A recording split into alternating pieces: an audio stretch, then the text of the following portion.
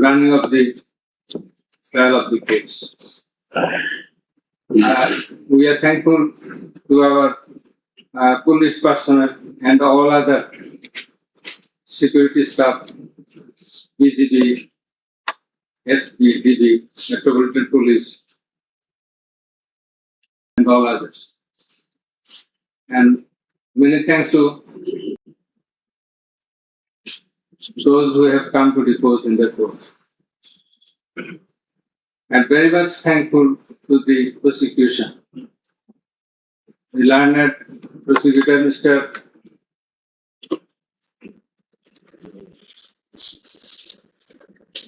Mizanul Islam, Mr. Ghazi Manohar Hussain. They played a substantial part in the trial. And I will mention the other names of the prosecutors who have also contributed to some extent from time to time during the proceeding of this case. And they are Mr. Sultan Mahmood, Mr. Shahidul Islam Sardar, Mr. Farooq Ahmed, Mr. Abdullah Numan, Mr. Abdul Sattar, Mr. Mamun Rashid, MD, Hassanul Banna, Hassan Mayul Karim, Mr. Saikul Mahdi, Mr. Tariq Abdullah, Mr. Saimum Reza, Mr. Tasmir Islam, Mr. Tanvir Hussain Zoha. Our thanks to all our staff, whose names I could not mention by this time.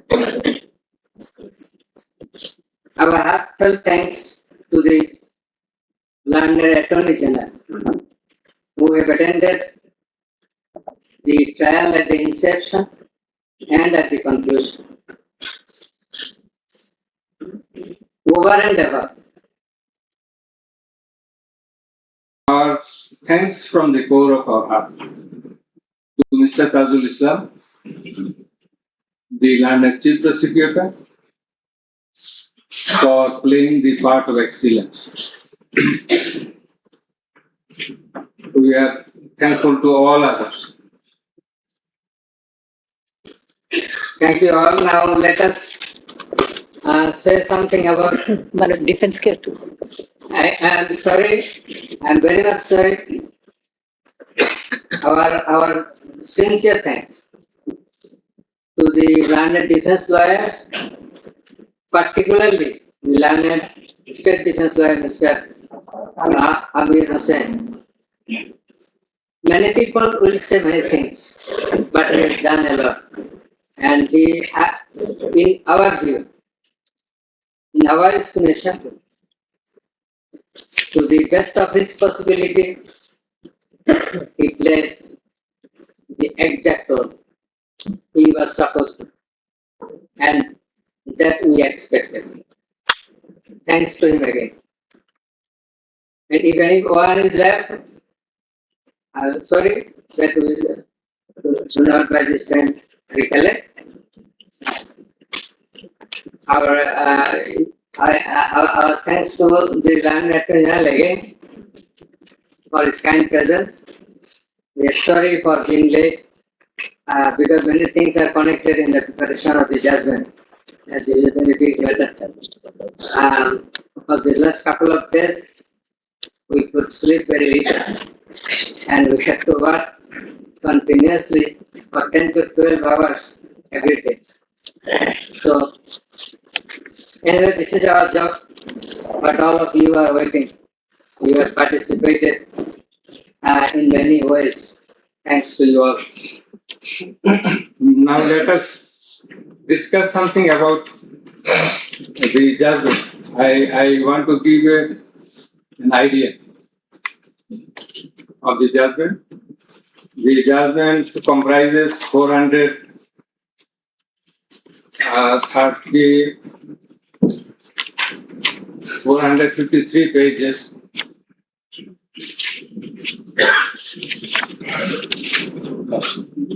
and it consists of 6 parts.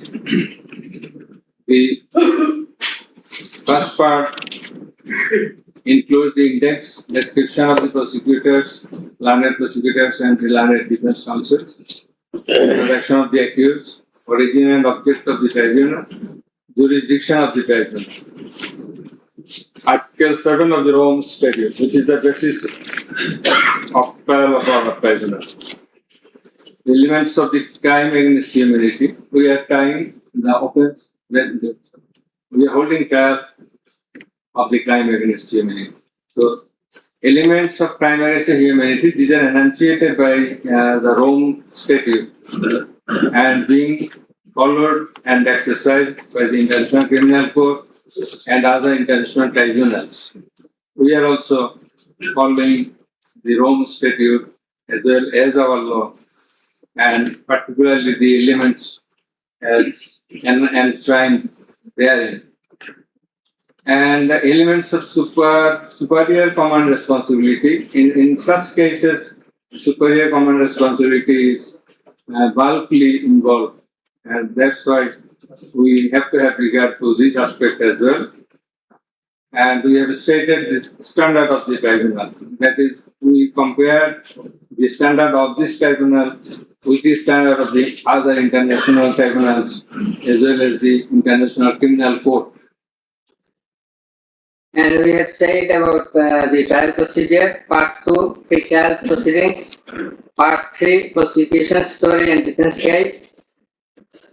We have stated about learned chief prosecutor submission on charge, learned state defense counsel submission on charge, thereupon decision on charge, and then we have given the description of evidences in part 4. In part 4, we have also given an account of the testimonies of the prosecution witnesses.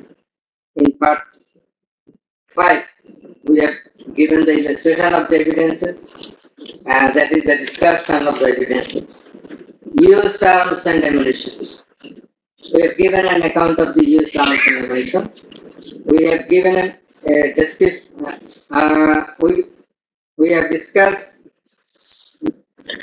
about the telephonic conversations of accused Sakasina with a number of persons from time to time. We have discussed and extracted the reports of daily newspapers concerning the issues of this case, reports of United Nations Human Rights Commission, reports of Odhikar, another Human Rights Commission, reports of Human Rights Watch, and Globe Institute, and so on. We have discussed about the videos of the occurrences which have been displayed in the tribunal. And we have described the extent of cruelty administered upon the victims who have died and who have been seriously injured and lost their vital organs of the body. And we have talked about seized alamos. We have given account of the murders, number of murders, in accordance with the Gazette notifications published by our government and in accordance with the reports of United Nations Human Rights Commission and other organizations. In this context, I want to say that the exact report of murders or the victims or the sufferers or the injured person or those whose whereabouts could not be traced, this is quite natural.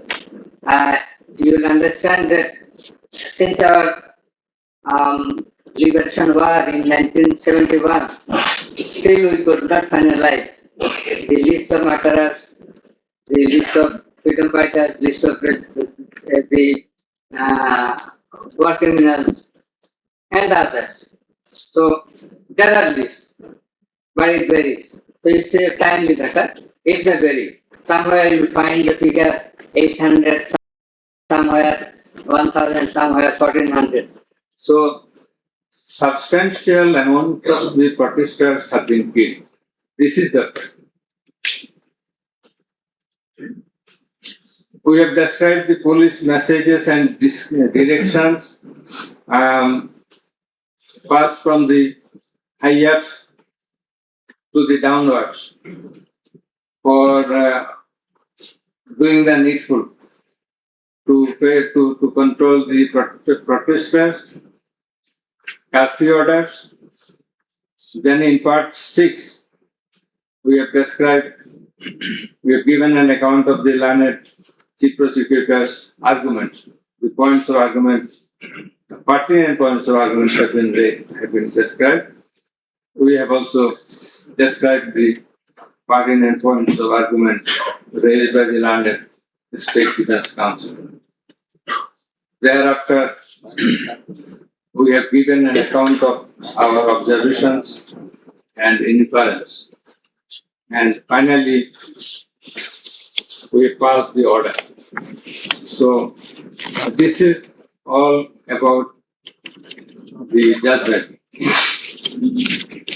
Now we will read out the very pertinent portions of the judgment, one by one. At first, our line member 2.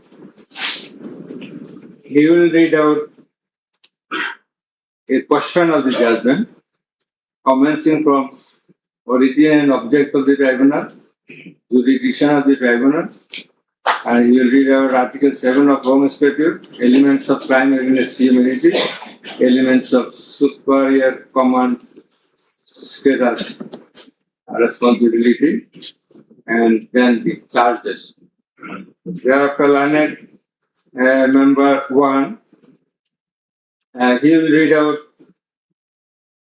some questions from the discussion of the evidences, the report of the United Nations Human Rights Commission, and then the extent of cruelty administered upon the victims, and thereafter the points of arguments submitted by the learned Chief Prosecutor and the learned State Defense Council. And finally, I will read out the conclusion and the order. So it will take about 40 minutes. We hope that you will be listening to the deliberations. Thank you very much. Now, the turn of our learned member 2 is reading out, as I have mentioned. Origin and object of the tribunal. The International Crimes Tribunal has been established under the International Crimes Tribunal Act 1973 to provide for the detention, prosecution, and punishment of the persons for genocide, crimes against humanity, war crimes, and other crimes under international law committed within or beyond the territory of Bangladesh, whether before or after commencement of the Act. Jurisdiction of the Tribunal. The Tribunal has got the jurisdiction to try the offences enshrined in Section 3 and 4 of the International Crimes Tribunal Act 1973. Section 3 provides, the Tribunal shall have the power to try and punish any individual or group or individuals, organization, or any member of any disciplined force, auxiliary force, or intelligence agency who, irrespective of his nationality, commits or has committed within or beyond the territory of Bangladesh, whether before or after the commencement of this Act, any of the crimes mentioned in its subsection 2. According to subsection 2 of section 3, the following acts or any of them is crime within the jurisdiction of a tribunal for which there shall be individual responsibility. The Constitution of Bangladesh has given upper hand in Article 47, subclause 3 thereof to the application of the provisions of International Crimes Tribunals Act 1973 in the following manner. Notwithstanding anything contained in this Constitution, no law nor any provision thereof providing for detention, prosecution, or punishment of any persons who is a member of any armed or defense or auxiliary forces or any individual group of individuals or organization or who is a prisoner of war for genocide, crimes against humanity, or war crimes and other crimes and crimes under international law shall be deemed void or unlawful, or ever to have become void or unlawful on the ground that such law or provisions of any such law is inconsistent with or repugnant to any of the provisions of the constitutions. Crime against humanity, death, murder, extermination, enslavement, deportation, imprisonment, abduction, confinement, torture, rape, sexual exploitation, enforced disappearance, human trafficking, sexual slavery, enforced prostitution, forced pregnancy, enforced sterilization or other inhuman acts when committed as part of a widespread or systematic attack direct against any civilian population with knowledge of the attack or persecutions on political, racial, ethnic, or religious grounds, whether or not in violation of the domestic law of the country were perpetrated. Section 4 provides as follows. Any individual or groups of individuals or any member of any disciplined force, auxiliary force, or intelligence agency who commits a crime within the jurisdiction of the tribunal shall be responsible and liable for punishment.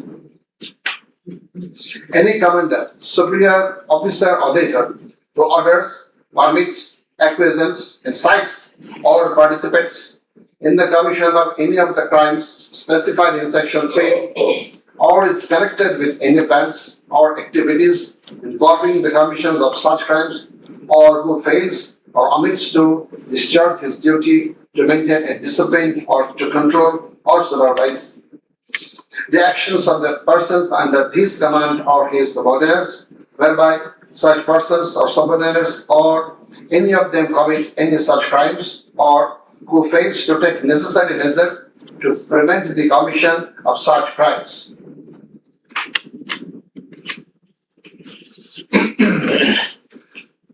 Now, crimes against humanity according to Rome Statute.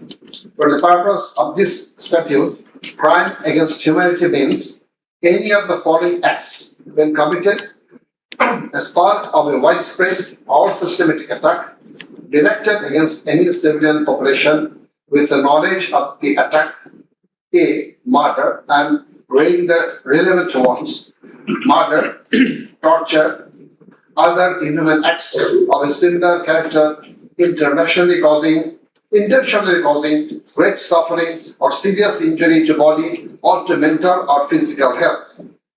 The core offense in the instant case is the crime against humanity. Thus, we have to see what elements are required to constitute this crime. In view of Section 3 and 4 of the Act, there must be an attack. B.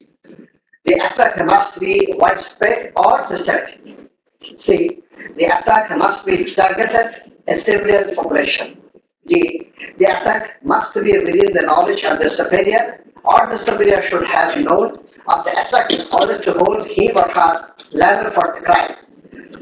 The superior must have been in the control over the concerned subordinates. Elements of superior command responsibility. From the jurisprudence and eminent from the international crimes tribunals, it is generally agreed that 4 elements must be proven for a person to be held responsible as superior.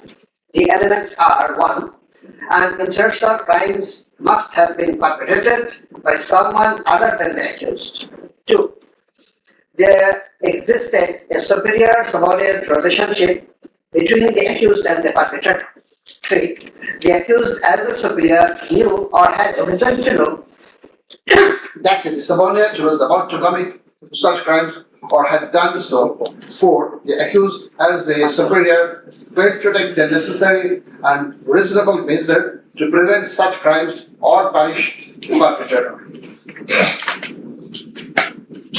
Section 4, subsection 2 of the International Crimes Tribunal Act provides that any commander or superior officer who orders, permits, acquires, or participates in the commission of any of the crimes specified in Section 3 or is connected with any plans and activities involving the commission of such crimes or who fails or omits to discharge his duty to maintain discipline or to control or supervise the actions of the persons under his command or his subordinates, whereby such persons or subordinates or any of them commit any such crime who fails to take necessary measures to prevent the commission of such crime is guilty of such crimes.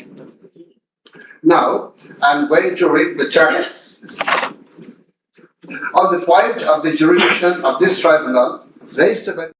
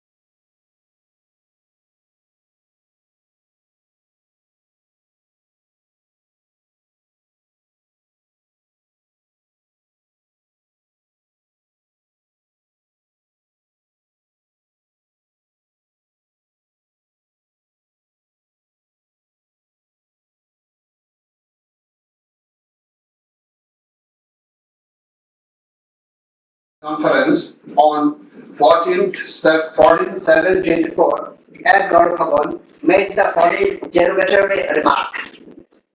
মুক্তিযোদ্ধার নাতিপুতিরা চাকরি পাবে না তো কি রাজাকারের নাতিপুতিরা চাকরি পাবে? If the grandchildren of freedom fighters should not get jobs, should the grandchildren of rajakars get it?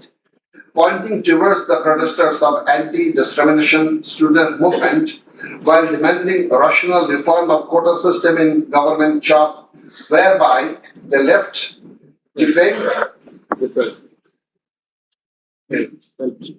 and that aggrieved since rioters are considered as collaborators of occupied Pakistan army during Liberation War of 71. And thereafter, the term has been being used to stigmatize an individual or group of individuals as enemy of the state of the people. Moreover, in a telephonic conversation with A.S.M. Masood Kamal, The then Vice Chancellor of Dhaka University, Sheikh Hasina, mentioned that she ordered to hang the protesters as the Rajakars have been hanged before.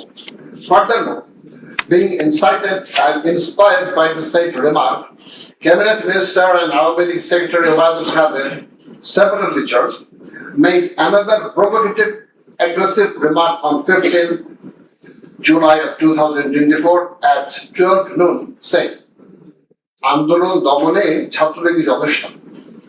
Chhatra League is enough to bring the movement under control. And as such, the students, female and male, came down to the streets, chanting slogans against herself and her party of government. Meanwhile, as opponents, including the cabinet members, police, and other law enforcing agencies, activists of the four-party Awami League and its affiliated and allied organization go to incited and inspired of the aforesaid remarks of you and Obadul Khadir, and thus they launched widespread and systematic attack within your full knowledge upon the peaceful statement protesters in Dhaka University, causing 297 students injured and many others in different educational institutions throughout the country, including Rangpur Begum Rokeya University, where Abu Said was brutally shot dead by police. By your incitement and order to kill the protesting students who have been injured and killed as the first site, and also by failure to take preventive and punitive measure against the perpetrators, the accused Sheikh Hasina committed the crimes against humanity under Section 3, Subsection 2, under Section 4, Subsection 1, Clause B, and Section 4, Clause 3. Subsection 3, read with Section 28 of the International Crimes Tribunal Act 1973. Charge number 2. Order to use execution of the order. During the July uprising 2024, accused Sheikh Hasina held a conversation over telephone with Dr. A.S.M. Maksud Kamal, the then Vice Chancellor of Dhaka University, from Ganabhavan on 14th July 2024 at about 11 p.m., wherein she mentioned that she already ordered to kill the protesters like the Rajakars who have been hanged before. Again on July 18th, Sheikh Hasina conversed over telephone with Sheikh Fazlanur Taposh, the then Mayor of Dhaka South City Corporation, mentioning that she had already given direction to the law enforcement agencies to use helicopter and lethal weapons to kill and eliminate the peaceful, unarmed civilian protesters, and also ordered them to use drones to locate the protesters. She also told him that she passed orders to arrest and protesters across the country. As a result of above statement, directions, the Home Minister Asaduzzaman Khan Kamal and the Inspector General of Police Chaudhry Abdullah Al Mamun successively implemented the directions through their underlings, that is, law enforcing agencies, by deploying drones and helicopters in the sky, killing about 1,400 protesters, including women and children, indiscriminately and gravely injuring about 25,000 of them throughout the country by using lethal weapons everywhere from 16th July 2024 and helicopters somewhere from 18 July 2024 up to 5th August 2024, and thereby Sheikh Hasina, Asaduzzaman Khan Kamal and Chaudhry Abdullah Al Mamun committed crimes against humanity as a joint criminal enterprise punishable under Section 3, Subsection 2, Clause A, G, H,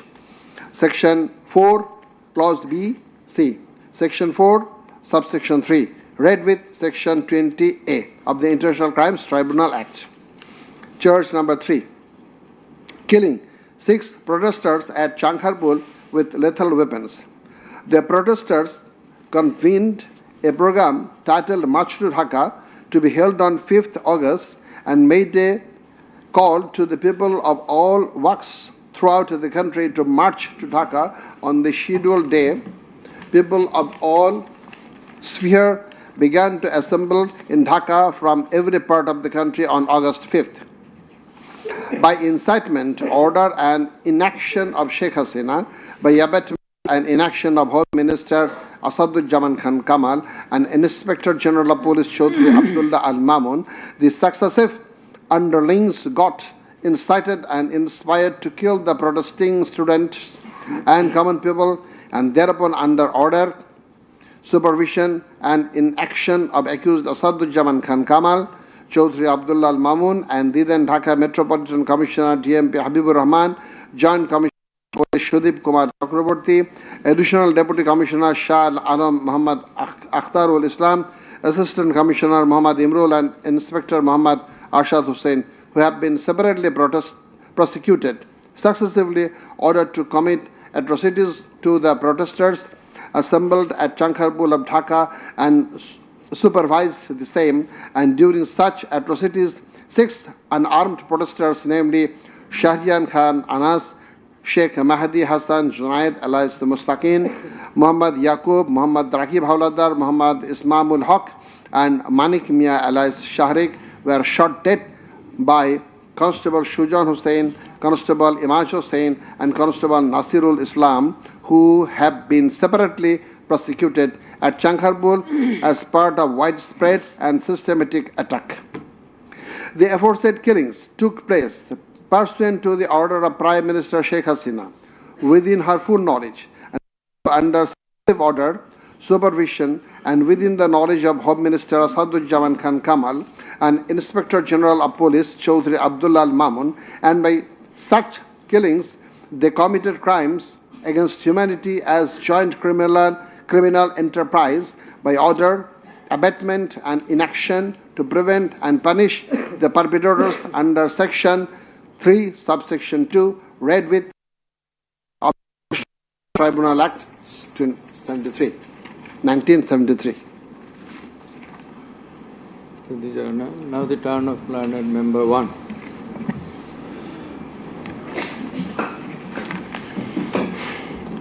It transpires from the prosecution witnesses deposed in corroboration of the facts of incitement and order of accused Sheikh Hasina to deploy drones and helicopters and also to use lethal weapons to kill the protesters.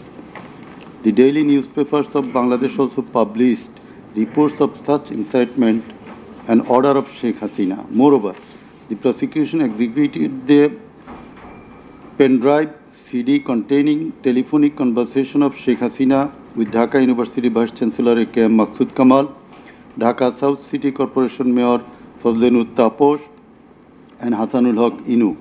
The concerned device containing the said conversations have been played in the tribunal, and thereupon we find that in the conversation with the Dhaka University Vice Chancellor A.S.M. Maksud Kamal, accused Sheikh Hasina mentioned that she already ordered to hang the students as Razakars have been hanged.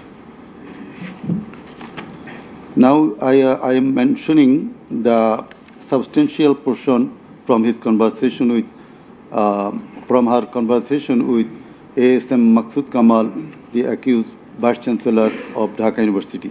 Sheikh Hasina, তো রাজাকারের তো ফাঁসি দিছি, এবার তাদেরও তাই করব, একটাও ছাড়ব না, আমি বলে দিচ্ছি।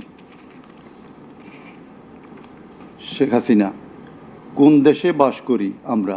এদেরকে বাড়তে বাড়তে তো রাজাকার অবস্থা হয়েছে, দেখিস নাই? সবগুলোকে ফাঁসি দিছি, এবার তোদেরও ছাড়ব না। শেখ হাসিনা, সব এইগুলাকে বাইর করে দিতে হবে, আমি বলে দিছি, আজকে সহ্য করার পরে অ্যারেস্ট করবে, ধরে নেবে এবং যা অ্যাকশন নেওয়ার নেবে।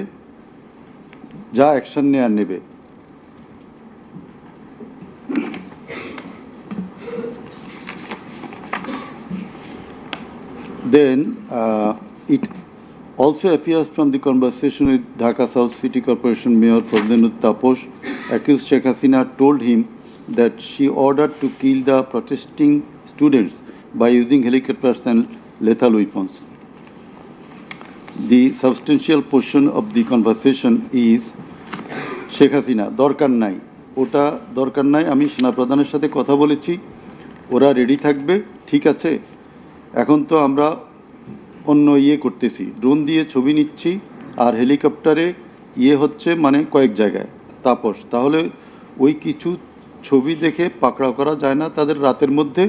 শেখ হাসিনা, সবগুলিকে অ্যারেস্ট করতে বলেছি রাত্রে। তাপস, হ্যাঁ, পাকড়াও করলে ওদেরকে। শেখ হাসিনা, না, ওটা বলা হয়ে গেছে, ওটা নিয়ে র্যাব, ডিজিএফআই, এনএসআই সবাইকে বলা হয়েছে যে যেখান থেকে যে কয়টা পারবা ধইরা পেল।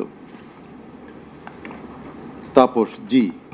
শেখ হাসিনা, ওটা বলা আছে।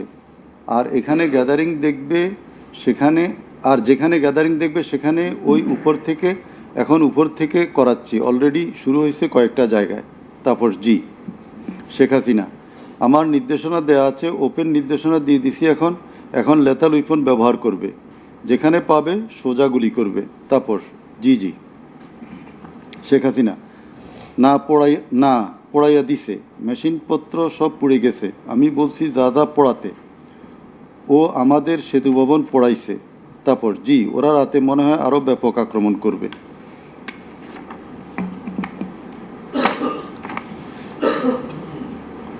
In the conversation with the Hasanullah Inu, accused Sheikh Hasina mentioned of bombing upon the protesters from the helicopter. The substantial portion, relevant portion from the conversation. Sheikh Hasina, না, আমি বলছি ক্যাজুয়ালিটির দরকার নাই, ওরা ব্যারিকেড নিয়ে আছে তো ঠিক আছে, আকাশ থেকে নামবে, তখন দুই পাশ দিয়ে ধরবে, মেসেজটা দিয়ে দিতে পারেন যে সেনা পাঠানো হচ্ছে আর হেলিকপ্টার দিয়ে সোজা বম্বিং করা হবে, র্যাবের হেলিকপ্টার দিয়ে উপর দিয়ে মারবে। হাসানুল্লাহ কিনু, আপনি এই জামাত শিবিরের মেরুদণ্ডতা আবার ভেঙে দেন ঢাকা শহরে। শেখ হাসিনা, এক্কেবারে। শেখ হাসিনা, হ্যালো। হাসানুল্লাহ কিনু, হ্যালো, জি, আসসালামু আলাইকুম, আমি ইনু বলছিলাম, হ্যালো। শেখ হাসিনা, হ্যাঁ বলেন। আচ্ছা, আমি এটা স্ক্রলে দিয়ে দিতে বলছি যে তোমরা ছাত্ররা সব ঘরে ফেরো, গার্ডিয়ানদেরকে বলছি এইখানে কিন্তু জঙ্গি হামলা হয়েছে। হাসানুল্লাহ কিনু, হ্যাঁ, এটা রাইট। শেখ হাসিনা, না, এটা আমাকে বেশ কিছু আন্তর্জাতিক পাইছি, তারা এটাকে জঙ্গি হামলা হিসাবে কনসিডার বলতেছে। হাসানুল্লাহ কিনু, হ্যাঁ, জঙ্গি হামলাই হয়েছে, এই কার্ডটা খেলবো আমরা এখন। শেখ হাসিনা, না, কার্ড খেলা না, এটা আমি আগে করি নাই, কিন্তু আমাকে আন্তর্জাতিক সংস্থা থেকে মেসেজটা দিচ্ছে যে এটা জঙ্গি হামলা। হাসানুল্লাহ কিনু, জঙ্গি সন্ত্রাসের মোকাবিলা করছে এখন সরকার। শেখ হাসিনা, তারা আমাকে এটাই বলছে যে এটা জঙ্গি হামলা, দিয়ে দিব পেপারে।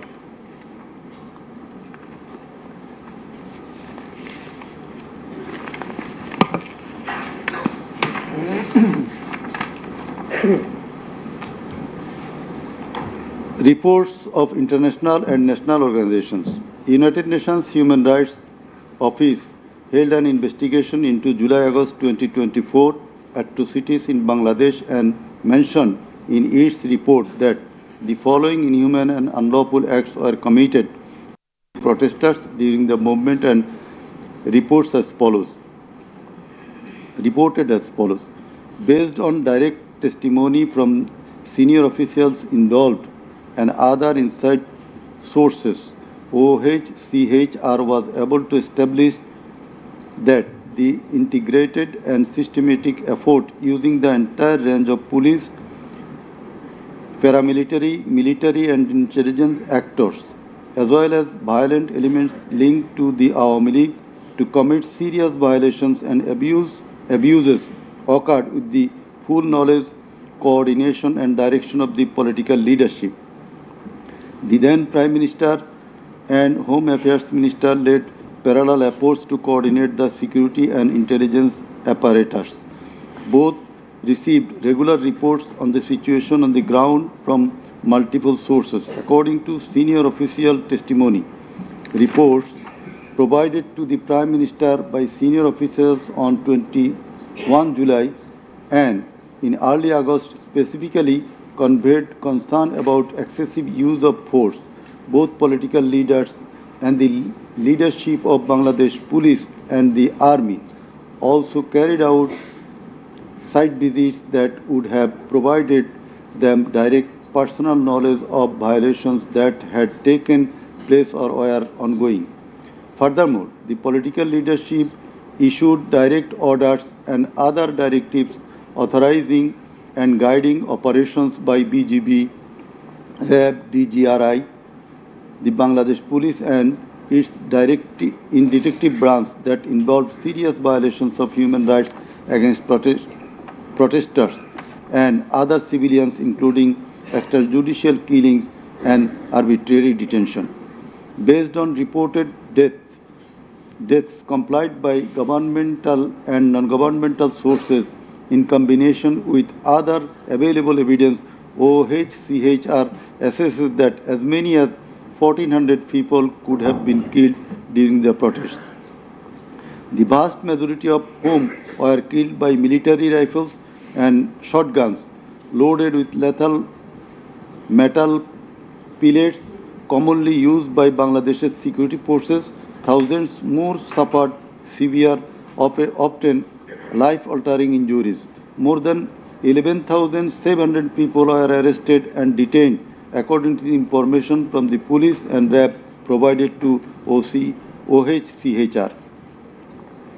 Government attempted to intimidate and delegitimate the student protest movement, mobilized of Satruli police and paramilitary forces, materialize of policing in Bangladesh, incited violence by armed Awami League and activists on and around university premises, conducted coordinated attacks by armed Awami League supporters and the police, use of force violations by police, RAB and BGB, including extrajudicial killing, like killing Abu Said of Begum Ruqya University, Rangpur, 16 July, made systematic, indiscriminate use of shotguns loaded with lethal ammunition, suppressed peaceful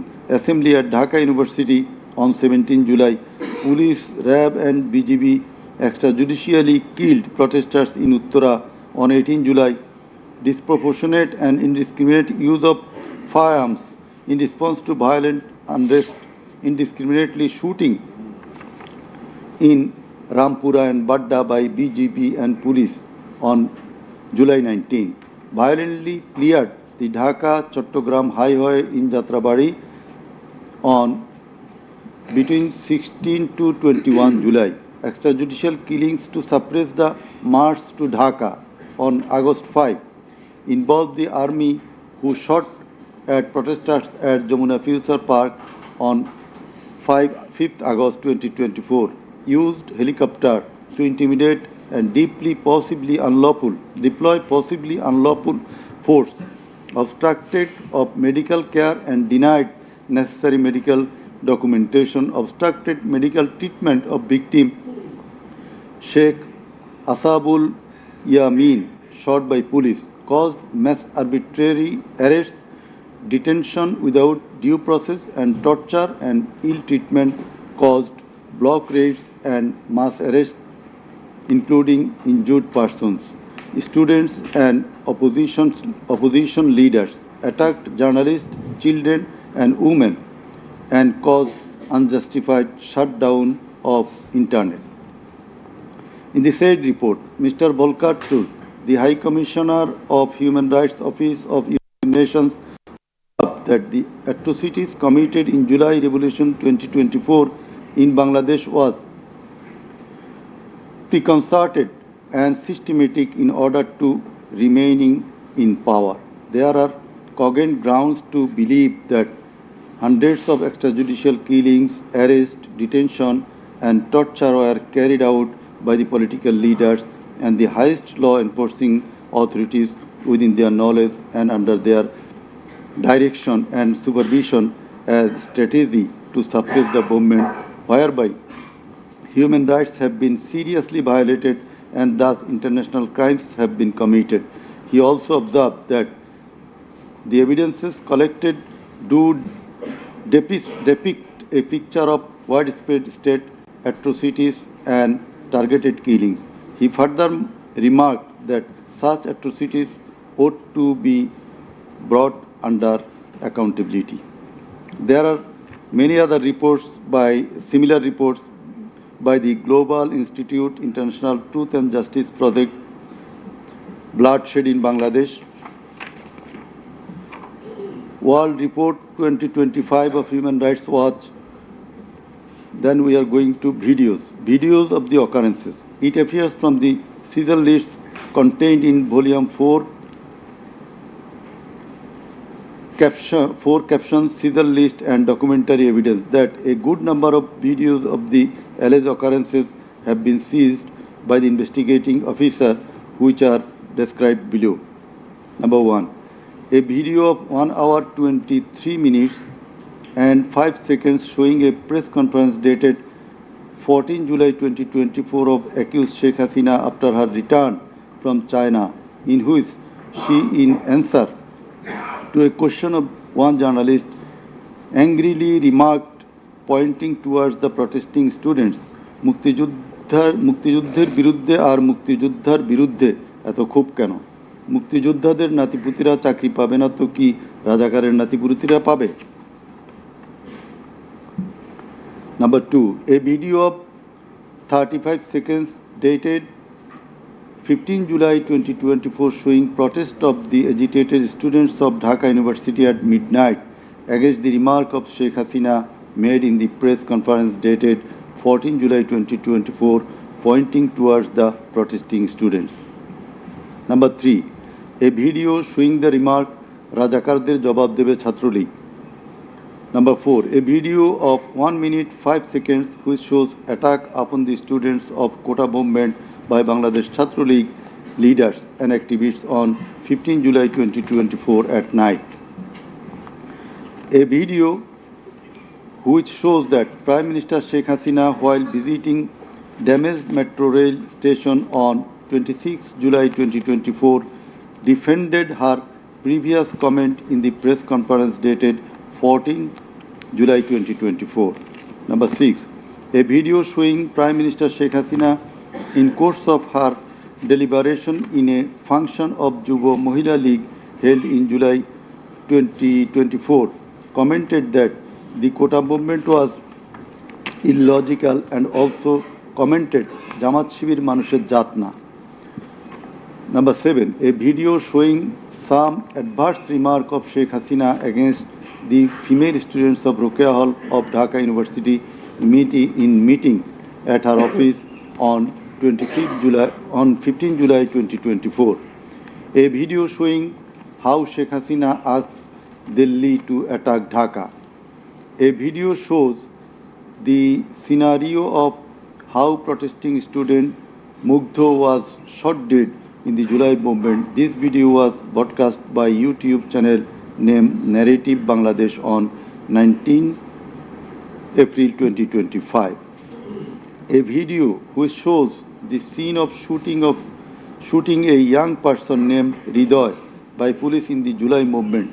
This video was broadcast by YouTube channel named International Truth and Justice Project on 15 January 2025.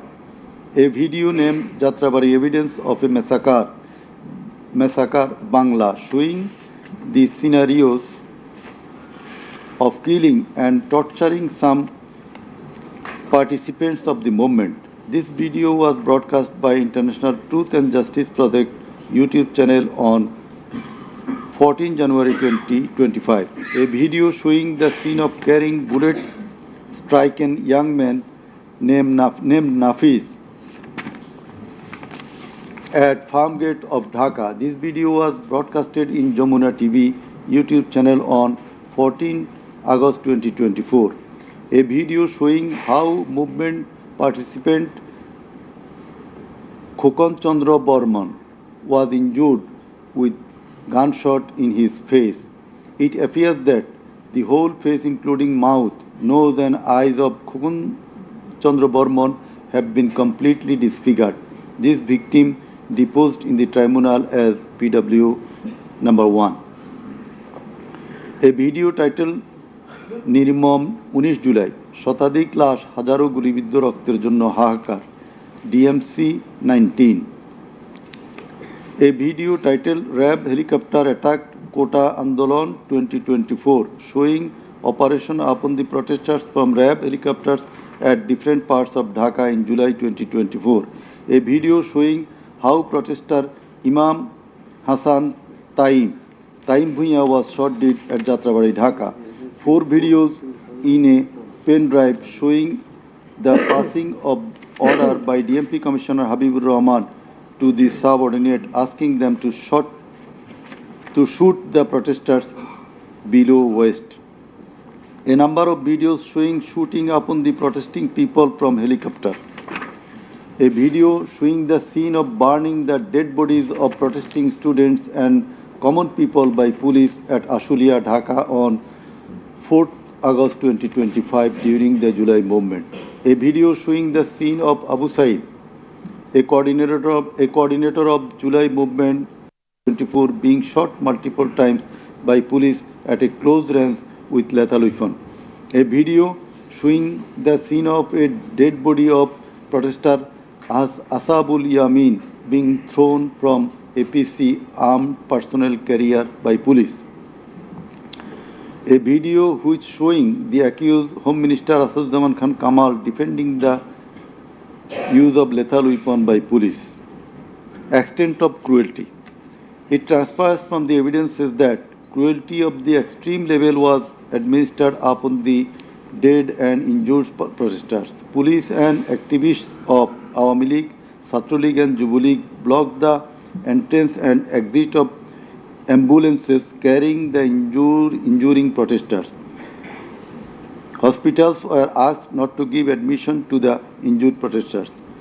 It appears from the testimony of PW2 that in some cases, patients were searched by police and ruling party activists. Doctors were intimidated and some of the doctors were transferred due to giving treatment to the protesting injured persons. PW3 Parveen deposed that she found an injured young man shouting, save me, under Jatrabari flyover. Blood was coming out from both of his eyes. Parveen pulled him up and put him on her shoulder and looking for a rickshaw. And then 14 to 15 armed police shot them. The injured man, being hit by bullets, fell down from her shoulder. They also shot PW Parveen at her left eye, lower abdomen and other parts of the body. Blood was gushing out of her body and thus she fell down. Coordinator of the movement, Abu Said of Begum Ruqayya University, Rangpur, was shot at a close range. Doctors were forced to change his post-mortem report 5 times. PW8 Naim Chikdar was shot at a close distance of 5 meters. He was hit by 500 bullets and 3 hospitals refused to admit him, apprising that Prime Minister Sheikh Hasina instructed to refuse admission to the protesting patients. PW8 also said that Chhatra League activists were searching him and as such he was hidden in separate room by the doctors. It is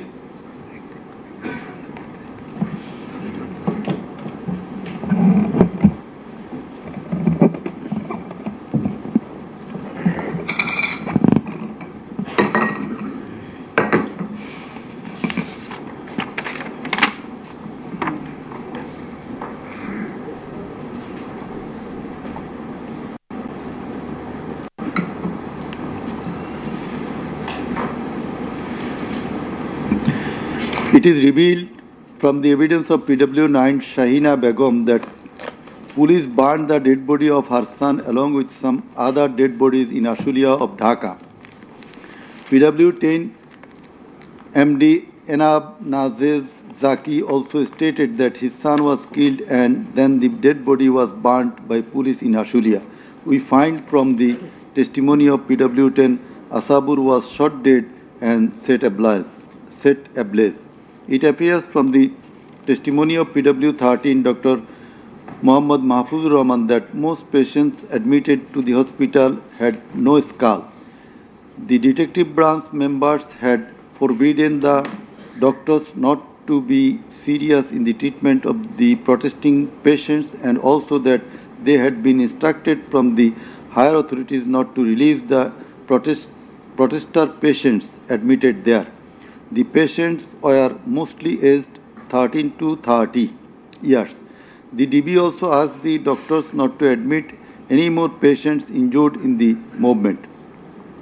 This witness also said that in order to hide the injured patients from the sight of DB personnel, the doctors adopted some tactic like changing the names of the patients and the type of injury in the admission register and recording road accident or other reasons instead of bullet wounds. It appears from the evidence of PW15 Dr. Hassanul Banna that police and Awami League activists prevented treatment of the protester patients, prohibited new admission of such patients, checked admission register, took away a list of patients, set down entrance of the hospital and prevented entrance and exit of the ambulances and patients. This witness also said that one patient named Mustaqin Billah was admitted through an alternative entrance. To save the protester patients, the doctors had to change the name of the patients and particular of their problems, remove them from the general ward to the post-operative ward, ICU, special cabin. He added that treatment was given to such patients at risk of life of the doctors. We find from the deposition of PW18, Dr. Razibul Islam, that he was forced to change the post-mortem report of Abu Said 4 to 5 times. He was threatened with the saying that if he does not change the cause of death of Abu Said, he would be prosecuted. He was further told that there was an intelligence report against him. PW19 Shariful Islam was injured in the bombardment in Kustia. 62 pellets were removed from his body and 500 more still in his body. It is revealed from the evidence of PW21 Dr. Zakia Sultana that on 18 July 2024 they received 200 patients aged about 14 to 25 years with bullet injuries. On 19 July 2024, also similar number of patients with bullet injuries were admitted in the hospital. Numerous patients with bullet injuries were admitted on 4th, 5th, 6th August 2024. It further appears from the evidence of this witness that out of apposite patients, 493 lost one eye forever, 11 lost both eyes forever, 28 lost vision of both eyes, and 47 lost vision of one eye. It appears from the evidence of PW22, Mr. Idris, that while his son Maruf Hussain, after being shot by police, was being taken to the hospital, a policeman poked the wounded area of his son with the rifle butt.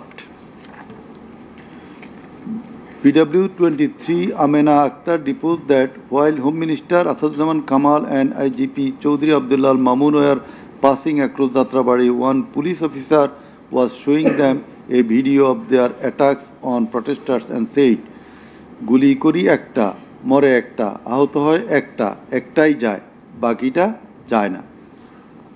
It transpires from the testimony of PW27, Dr. Mashuk Ahmed, that Satrolik activists stopped ambulance carrying protesting wounded near Shahidullah Hall of Dhaka University. They also checked the patient identity, asked the doctors not to treat the wounded protesters and also not to be so serious in their treatment.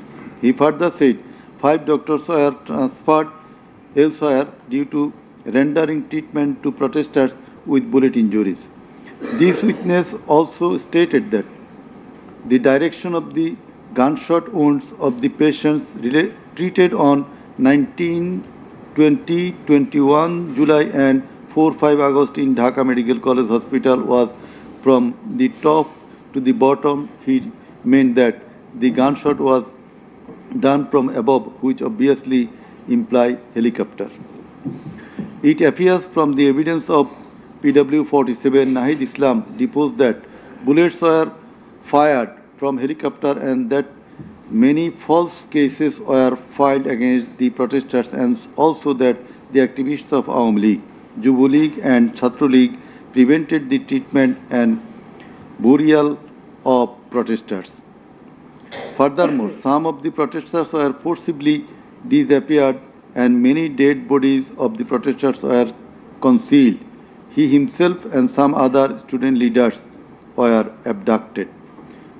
PW 48 Ali Ahsan Junaid stated that on 15 July 2024, Chhatro League activists brutally attacked and injured the Dhaka University students, hindered going to the hospital and tortured them in the hospital. He further said that the protesters were fired from the helicopter. We find from the evidence of PW 54, MD Alamgir, investigating officer, that the protester named as Ashabul Yamin was thrown down from the APC by the police.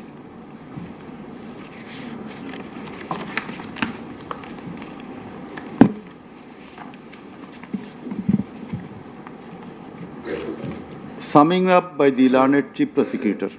The learned Chief Prosecutor advanced argument on conclusion of the testimonies of the prosecution witnesses. He submitted that the instant case is an unprecedented and unexceptional one in the history of this subcontinent. After achieving independence in 1971, the people of the country had a great expectation and belief that all sorts of sufferings, poverty, tyranny, and high-handedness of the government and the mighty quarters would come to an end, and people would enjoy liberty, happiness, and all fundamental rights. But all these have been doomed to ashes. The learned prosecutor dubbed the ruling party Awami League as fascist ab initio. From the very inception of independent Bangladesh, the Awami League government concentrated to perpetuate its power by way of exploitation, torture, killing, abduction, denial of democracy and fundamental rights of the people, freedom of press and speech, as well as social justice, and thereupon established dictatorship by forming Bakshal. The then Awami League government, led by Sheikh Mujibur Rahman, planned in connivance with a neighboring country to weaken and abolish our glorious army, and thus formed Rakhi Bahini, an armed organized parallel to the army. In the like way, after coming to the power in 2008, accused Sheikh Hasina's government committed the same acts like torture, abduction, killing, false prosecution, imprisoning, confinement, enforced disappearances, so dominated judiciary, restricted the freedom of press and freedom of speech. Sheikh Hasina oppressed the critics, writers, journalists, members of civil societies, lawyers and judges, and ousted many of them from the country. The then Chief Justice Sheikh S.K. Sinha, eminent writer and journalist as well as historian Mahmudur Rahman, politician and journalist Pinaki Bhattacharya, Shafiq Rahman, Ilyas Hussain, Kanak Sarwar, Mushfiqul Fadl Ansari, Oliullah Numan, Shahed Alam, Jawad Nirjor, Tasneem Khalil, Julkarnain Shaer, Barrister Abdul Razzaq were driven out of the country for speaking the truth and criticizing the government's misrule, oppression, and loopholes. In 2008, with Sheikh Hasina's conspiracy as that of her father, 57 senior army officers, while an deputation in Bangladesh Border Guard, that is BGB, were killed in an official congregation of Pilkhana BGB headquarters by the Awami League leaders and loyal army officers. Thereafter, no action was taken against those killers. In 2013, the law enforcers and the ruling party activists killed hundreds of innocent young and underage madrasa students in a congregation arranged by Islamic organization Hefazat-e-Islam at Shapla Chattor, Dhaka, without any cogent reasons, and thereafter no action was taken against the killers. For perpetuating her power, accused Sheikh Hasina politicized judiciary, army, law enforcing agencies, bureaucracies, and all other departments and made them subservient of herself and her government. With the ulterior motive of remaining in power for long, Sheikh Hasina obtaining a verdict from the court given by her loyal judges headed by Chief Justice ABM Khairul Haq, now in jail, abolished the most popular and well-settled electoral system under caretaker government, held an expert election in 2014, ignoring the participation and demands of the opposition parties, and in that election 153 candidates of the ruling party Awami League were elected without any vote. Again, a farcical election was held in 2018, in which ballot boxes were filled up in the night preceding the day of election, without carrying the demands of the opposition parties for holding election by a caretaker government for the sake of security, fairness, and transparency. Accused Sheikh Hasina held another farcical ex-party election known as dummy election in January 2024 without allowing the political parties to participate. In 2024, the students launched a movement claiming reformation in the quota system in government jobs. They particularly demanded reduction of quota to 5% from 56%. Instead of fulfilling the demand of the students or speaking with them on the issue, Sheikh Hasina, in a press conference on 14 July 2024, made a derogatory comment pointing towards the students of quota movement, saying, "Mukti Juddhar nati putira chakri pabe na to ki Rajakarer nati putira chakri pabe." Whereupon the student of Dhaka University got extremely agitated and assembled at Raju Bhaskarya in front of TSC of Dhaka University, where they protested against Sheikh Hasina's humiliating comment and demanded her apology. Meanwhile, Awami League Secretary and Cabinet Minister Obaidul Kader and Chhatra League Yuva League leaders stated in their party meeting that Chhatra League was enough to control the protesting students, and thus the agitation spread out in all other educational institutes throughout the country. The armed activists of Chhatra League and Yuva League attacked all on a sudden upon the protesting students with deadly weapons at the midnight, causing 297 of them injured and hospitalized. Moreover, the said terrorists hindered the injured students from going to the hospital, and furthermore, they also attacked the injured students in the hospital. From 16 July 2024, the Chhatra League and Jubo League terrorists, along with the law enforcers, killed and injured many students at various parts of the country.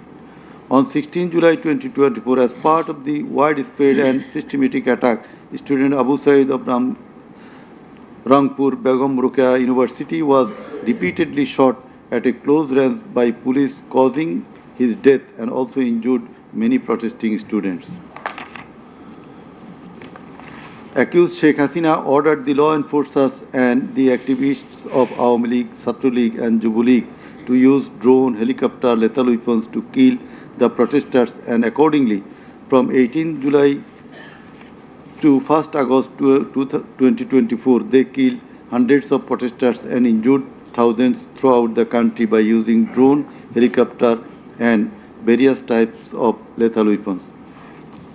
As part of the widespread and systematic attack in pursuance of the incitement and order of accused Sheikh Hasina and direct participation, abatement order and supervision of accused Asaduzaman Khan Kamal and Inspector General of Police Chaudhry Abdullah Mamun, 6 protesters were brutally killed and many were seriously injured with lethal weapon by police at Sankarpur on 5th August 2024.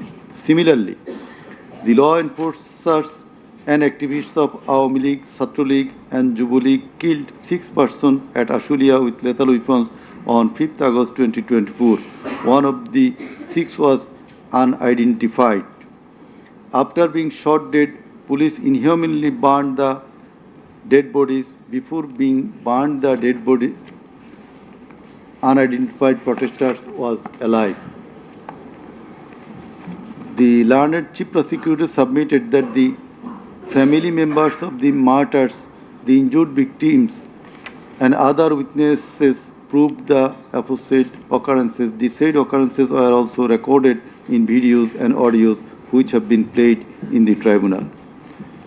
The conversations recorded in DVD, CD, and the videos of the occurrences have been examined by the CID experts, who found that the said conversations and videos are not generated by artificial intelligence.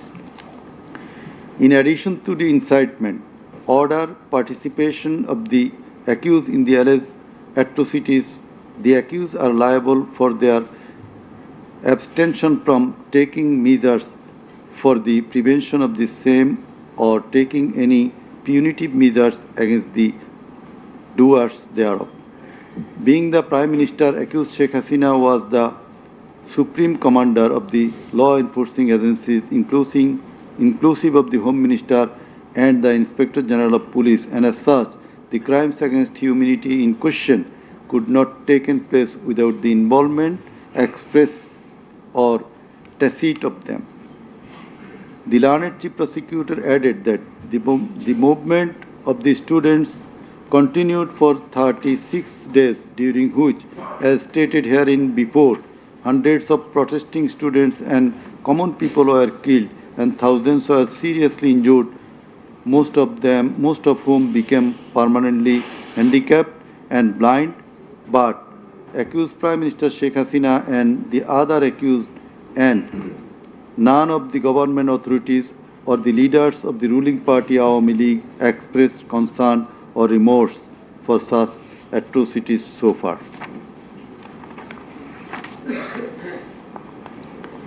Accused Sheikh Hasina, instead of expressing remorse or seeking apology for the said crimes, continued to commit further crimes by threatening the present government, the International Crimes Tribunal personnel and the prosecutors, and also the political party leaders in her hate speeches in audio conversations from time to time.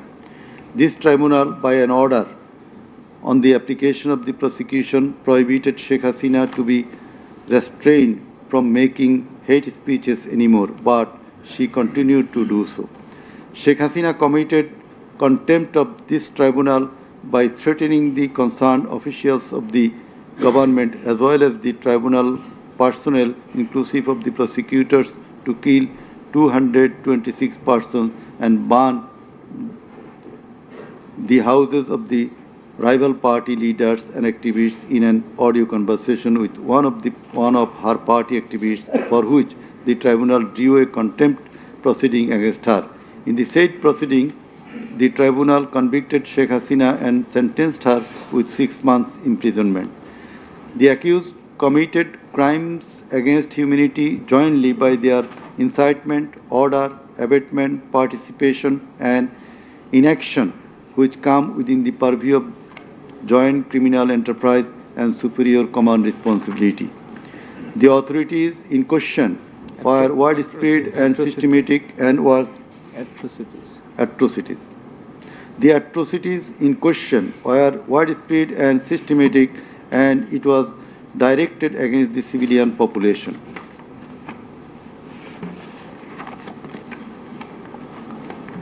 The learned chief prosecutor concluded his submission with the saying that in the circumstances it has been proved and established beyond reasonable doubt that the accused committed the crimes against humanity by their incitement, order, participation, abatement, and also inaction, whereupon they deserve the maximum punishment as prescribed by Section 3, subsection 2, A, G, H, and Section 4, subsection 1, subsection 2A, 4.2b, 4.2c, and 4.3 of the International Crimes Tribunal Act 1973.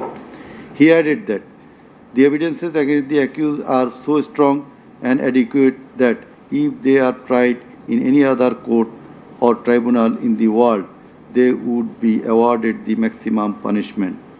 It may be noted here that the learned prosecutor, Mr. Sheikh Mahdi, assisted the chief prosecutor by referring a number of decisions of different international tribunals. In the summing up session, the learned Attorney General of Bangladesh appeared and shared the concluding submission. In his submission, the learned Attorney General referred to the conviction and sentence of many of the heads of government and states in the world for their commission of crimes against humanity, and thereupon he asked for awarding maximum punishment to the accused of the instant case so that no other prime minister or the head of state recur such atrocities in the days to come. Summing up by the learned State Defense, Mr. Amir Hussain, the learned State Defense Counsel, argued that accused Sheikh Hasina and Asaduzzaman Kamal are quite innocent. The accused did not incite or order or participate or abet the commission of the crimes against humanity in question. The trial itself against the accused under the International Crimes Tribunal Act 1973 is unlawful since the act was passed for the purpose of trial of the persons who committed genocide in 1971. Allegedly, the atrocities spread throughout the country, but the prosecution failed to examine witnesses of all the districts where atrocities took place. The learned Defense Counsel submitted that no helicopter was used to kill the protesting students and public in the July-August movement 2024.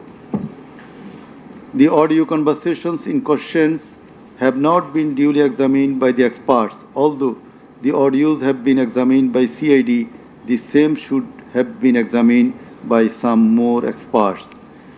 He questioned the prosecution's claim as to the number of the dead and injured. He stated that although the prosecution claimed that 1,500 protesters died and 25,000 injured, but the Gazette notifications of the government shows the number of dead protesters as about 800. He emphatically asserted that accused Sheikh Hasina did neither incite nor order nor take part in the alleged atrocities or crimes against humanity. Mr. Amir Hussain vehemently opposed the words of the learned chief prosecutor terming Sheikh Hasina and Asaduzzaman Kamal as fascist. He also opposed the assertion of the learned Chief Prosecutor that Sheikh Hasina fled to Delhi due to the commission of the crimes against humanity by the wave of the mass movement.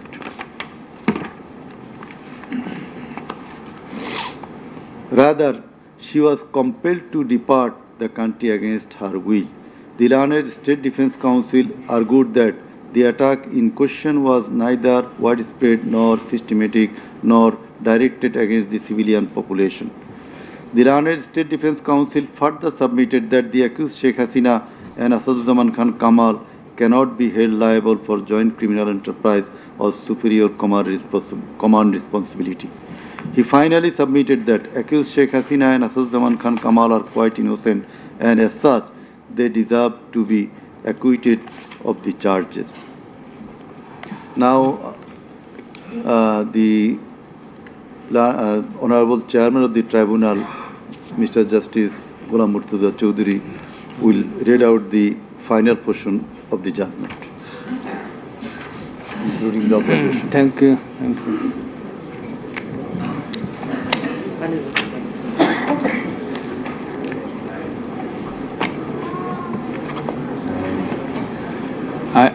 I will start with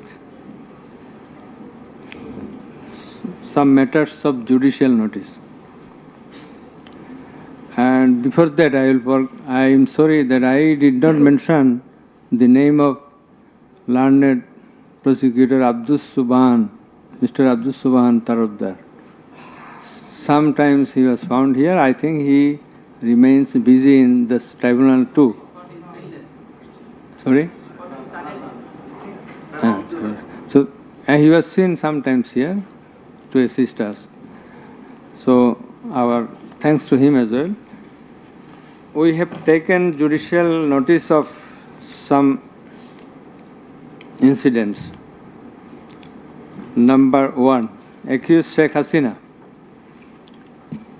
started making contemptuous and hate speeches in the social media subsequent to the July movement 2024, whereupon she was ordered by this tribunal to be restrained from such speeches of contempt and hatred. Secondly, in a telephonic conversation with a party activist named Mr.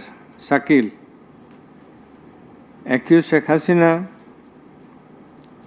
infringing tribunal's order, made some hateful and contemptuous remarks, asking said activist Shakil to kill 226 persons, as 226 cases have been filed against her, and to burn the houses of the rival people, whereupon this tribunal convicted her for contempt of the tribunal and sentenced her to 6 months imprisonment. Another one, the tribunal has further noticed one of her interviews published in the Daily Star a few days ago. The date has not been noted here, in which she impliedly admitted that atrocities had certainly taken place in July movement 2024, but she denied that she ordered to commit such atrocities. It has further been noticed by the tribunal that in another interview with a YouTube channel named Desh Samoy of India, accused Prime Minister Sheikh Hasina admitted her responsibility for the July 24 atrocities in the words, within quotation, as the leader of the country, I assume ultimate leadership responsibility. Furthermore, we have noticed that Sheikh Hasina made an interview with Delhi Anandabazar of India on 7 November 25, wherein she admitted her superior command responsibility. So you may find the newspapers. Now I will start with our observations and inference. From the foregoing findings, facts and circumstances, it transpires that the students of Dhaka University and other academic institutions had launched a movement on 1 July 2004 demanding reformation in the quota system in the government jobs and continued the same till 5 August 2024. The government did not pay heed to the demands of the students.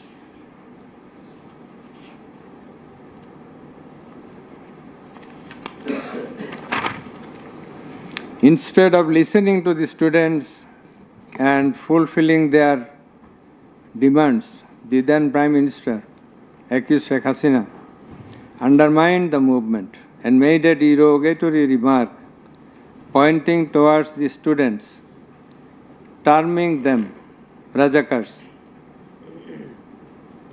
The term is an objurgation. In Bangla, this is a gali.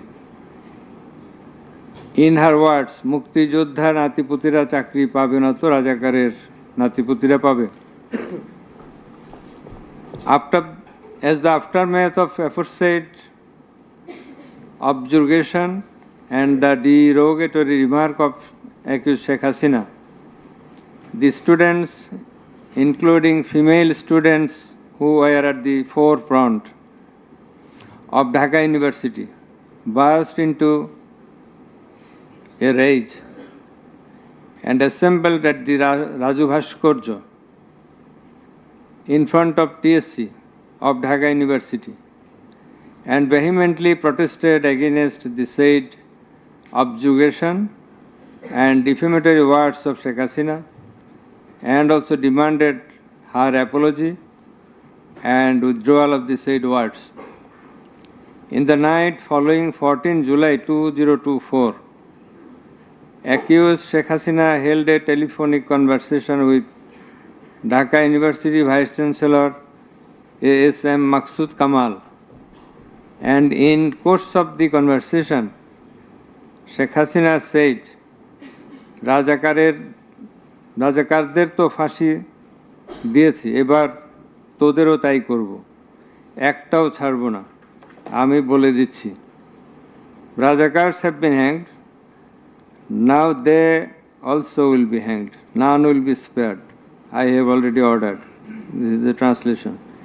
She again said, রাজাকারদের কি অবস্থা হয়েছে দেখিস নাই, সবগুলোকে ফাঁসি দিছি, এইবার তোদেরও ছাড়ব না। In the said conversation, Sheikh Hasina further said, আমি বলে দিচ্ছি আজকে সহ্য করার পর অ্যারেস্ট করবে, ধরে নেবে এবং যা অ্যাকশন নেওয়ার নেবে। And it is crystal clear that Sheikh Hasina expressed her incitement to the activists of her party Awami League and affiliates,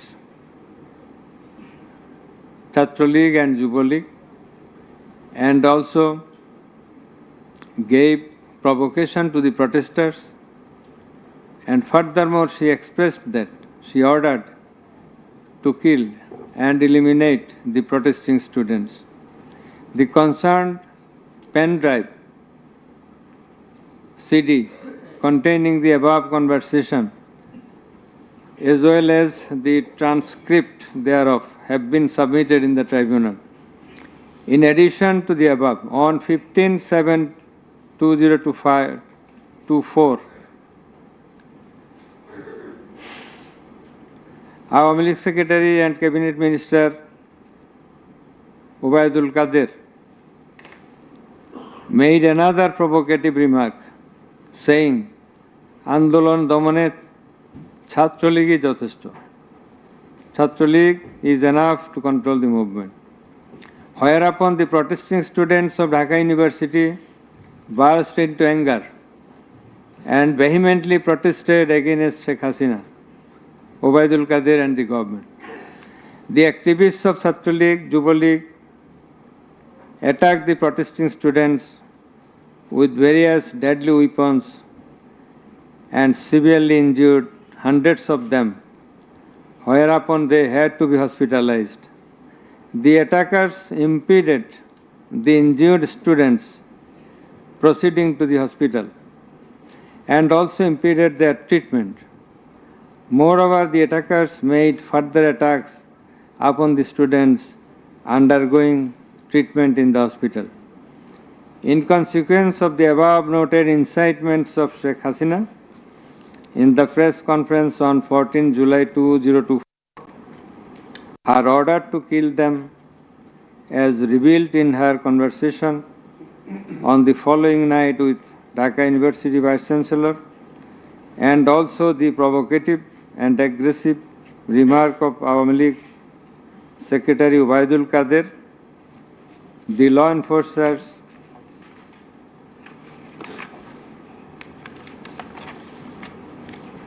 and activists of Chhatra League and Yuva League attacked the protesting students at Dhaka University throughout the country, inclusive of Rangpur, Begum Rokeya University. And in furtherance thereof, police shot Begum Rokeya University student Abu Said repeatedly at a close range, whereupon he succumbed to the gunshots.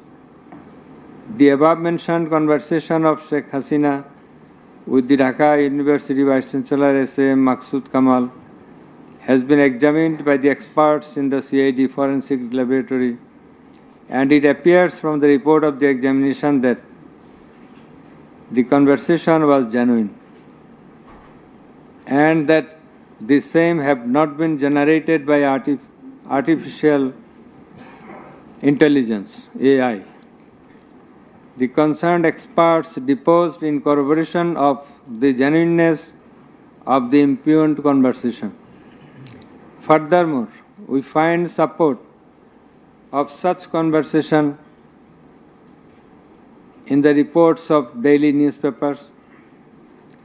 In addition to the above, the concerned CD, pen drive containing the conversations has been played in the courtroom in course of the proceeding, and thereupon the conversation seemed to be genuine. The remarks of Sheikh Hasina in the press conference on 14/7/24 has been watched by many people in the television channel and social media. Almost all the witnesses, while deposing in the tribunal, mentioned that they watched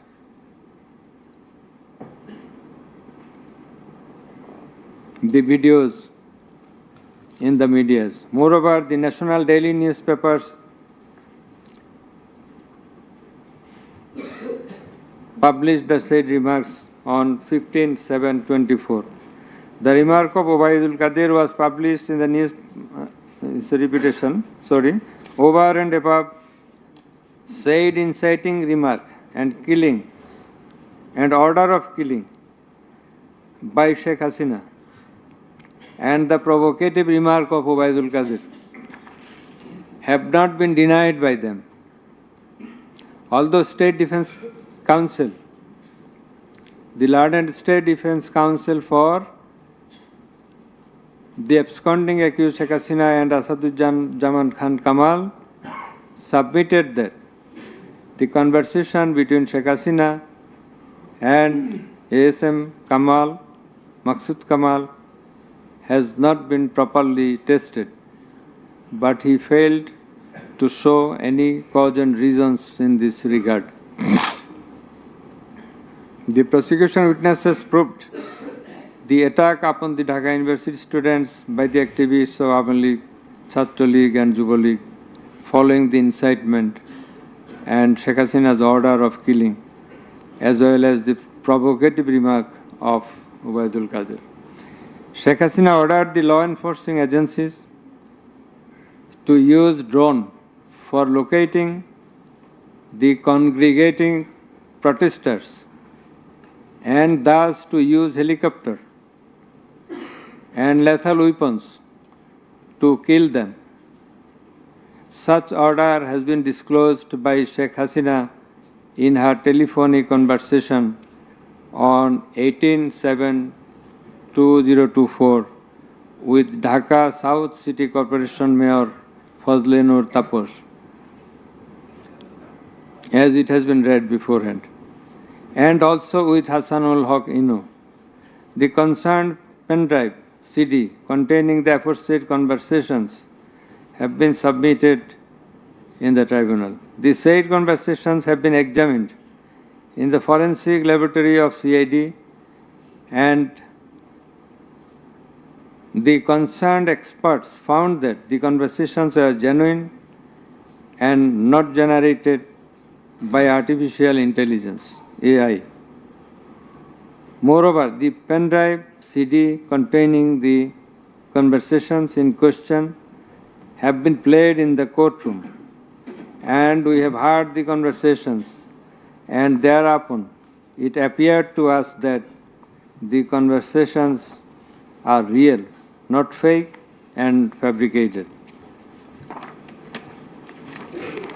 Accused Prime Minister Sheikh Hasina, accused Home Minister Asaduzzaman Khan Kamal, accused Inspector General of Police Chaudhuri Abdullah Al Mamun acted jointly in connivance and collaboration with each other to commit the atrocities in order to kill the protesters throughout the country. It has been disclosed by Chaudhuri Abdullah Al Mamun in his testimony that a core committee consisting of Home Secretary Jahangir, Additional Home Secretary Political Mr. Tipu Sultan, Additional Secretary Reza Mustafa, SB Chief Monirul Islam, DB Chief Harun Rashid, RAB DG Barrister Harun Rashid, DMP Commissioner Habibur Rahman, DG of BGB Major General AKM Major General Ashrafuzzaman Siddiqui, DG of Ansar Major General AKM Aminul Haq, NTMC Chief Major General Ziaul Ahsan, DGFI Chief and NSI Chief used to hold meeting every night after 19 July 2024 at the residence of Home Minister Asaduzzaman Khan Kamal. Accused Chaudhuri Abdullah Al Mamun said that instruction to the core committee used to come from the Prime Minister. He also said that at one stage of the movement, it was decided to use drone to locate the gathering of the protesters and to use helicopter and lethal weapons to control the movement. In a meeting of the core committee, Sheikh Hasina passed a direction to use lethal weapon. Additional DIG Joardar, who was present there, communicated the message to the police officers throughout the country to use lethal weapons accordingly. Furthermore, Chaudhuri Abdullah Al Mamun said that in pursuance of the remark of Ubaidul Qadir and Nanak that Chhatra League and Jubo League are enough to bring the movement under control,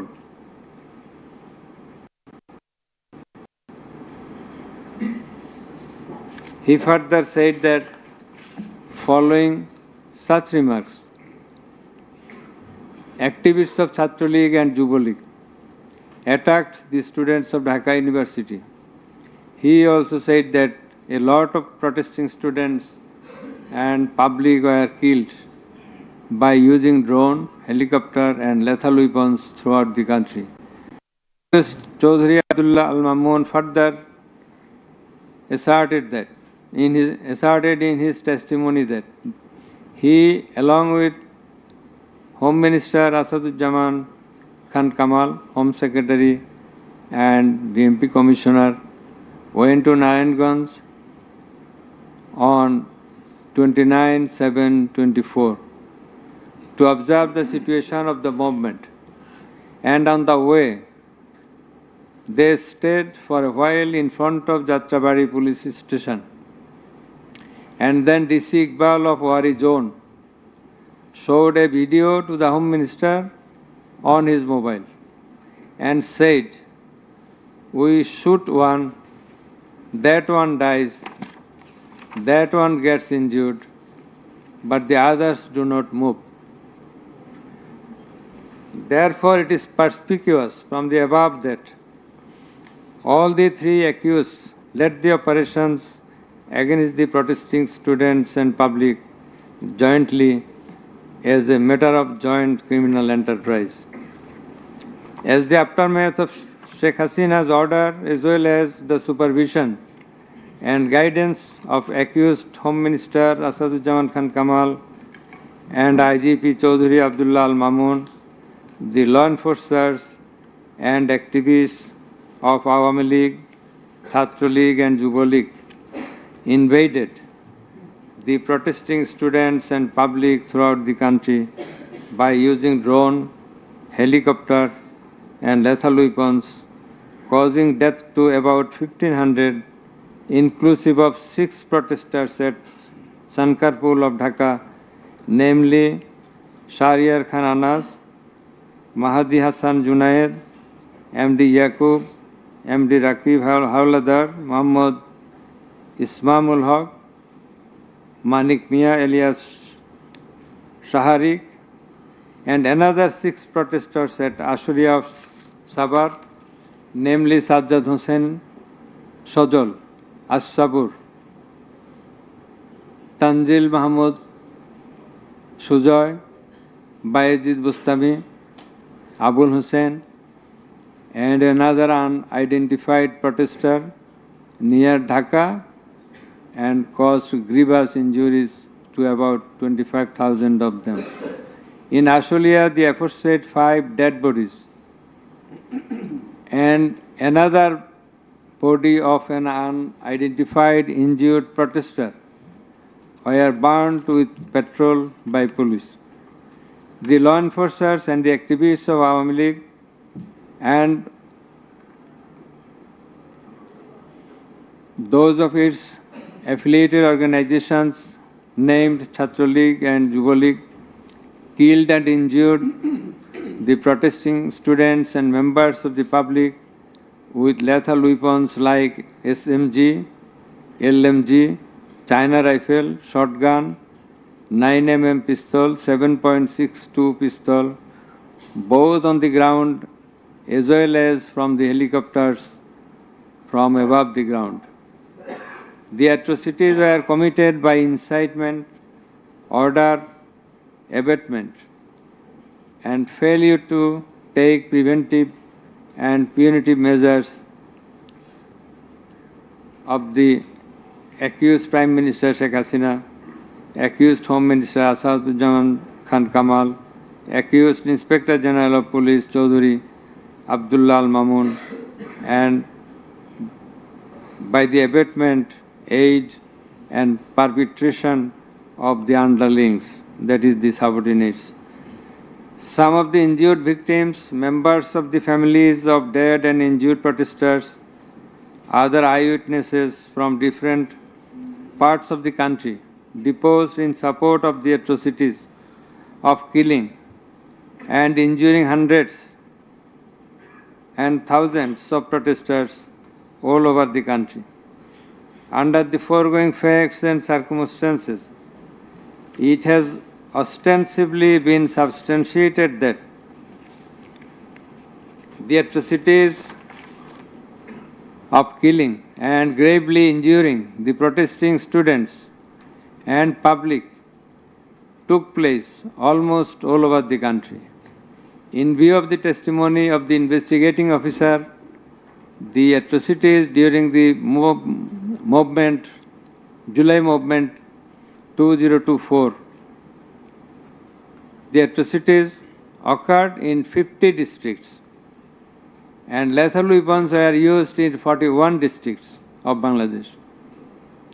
We also find that victim witnesses from many districts testified in the tribunal stating that killing and injuring the students and common people took place in their respective districts during July Movement 2024. Thus, it is clear enough that attack in question was directed against civilian population and it was widespread and systematic. Therefore, in the atrocities of killing and gravely injuring the protesters, as aforesaid, accused Prime Minister Sheikh Hasina committed crimes against humanity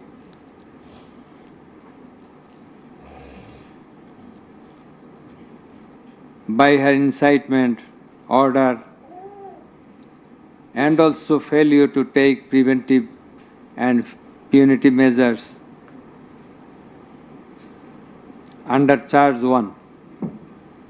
Accused Sheikh Hasina committed one count of crimes against humanity by her order to use drones, helicopter, and lethal weapons under charge number 2, count 1. Accused Prime Minister Sheikh Hasina committed crimes against humanity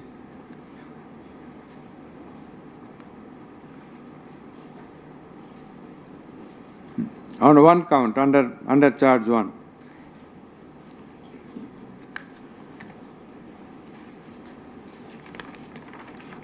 Accused Asaduzzaman Khan Kamal and Chaudhuri Abdullah Al Mamun committed crimes against humanity by their abatement in the use of drones, helicopter, and lethal weapons under charge number 2, count 2. Accused Asaduzzaman Kamal and Chaudhuri Abdullah Al Mamun committed 2 counts of crime against humanity under the same charge by their abatements and failure to prevent the atrocities at Sankarpur, Dhaka, and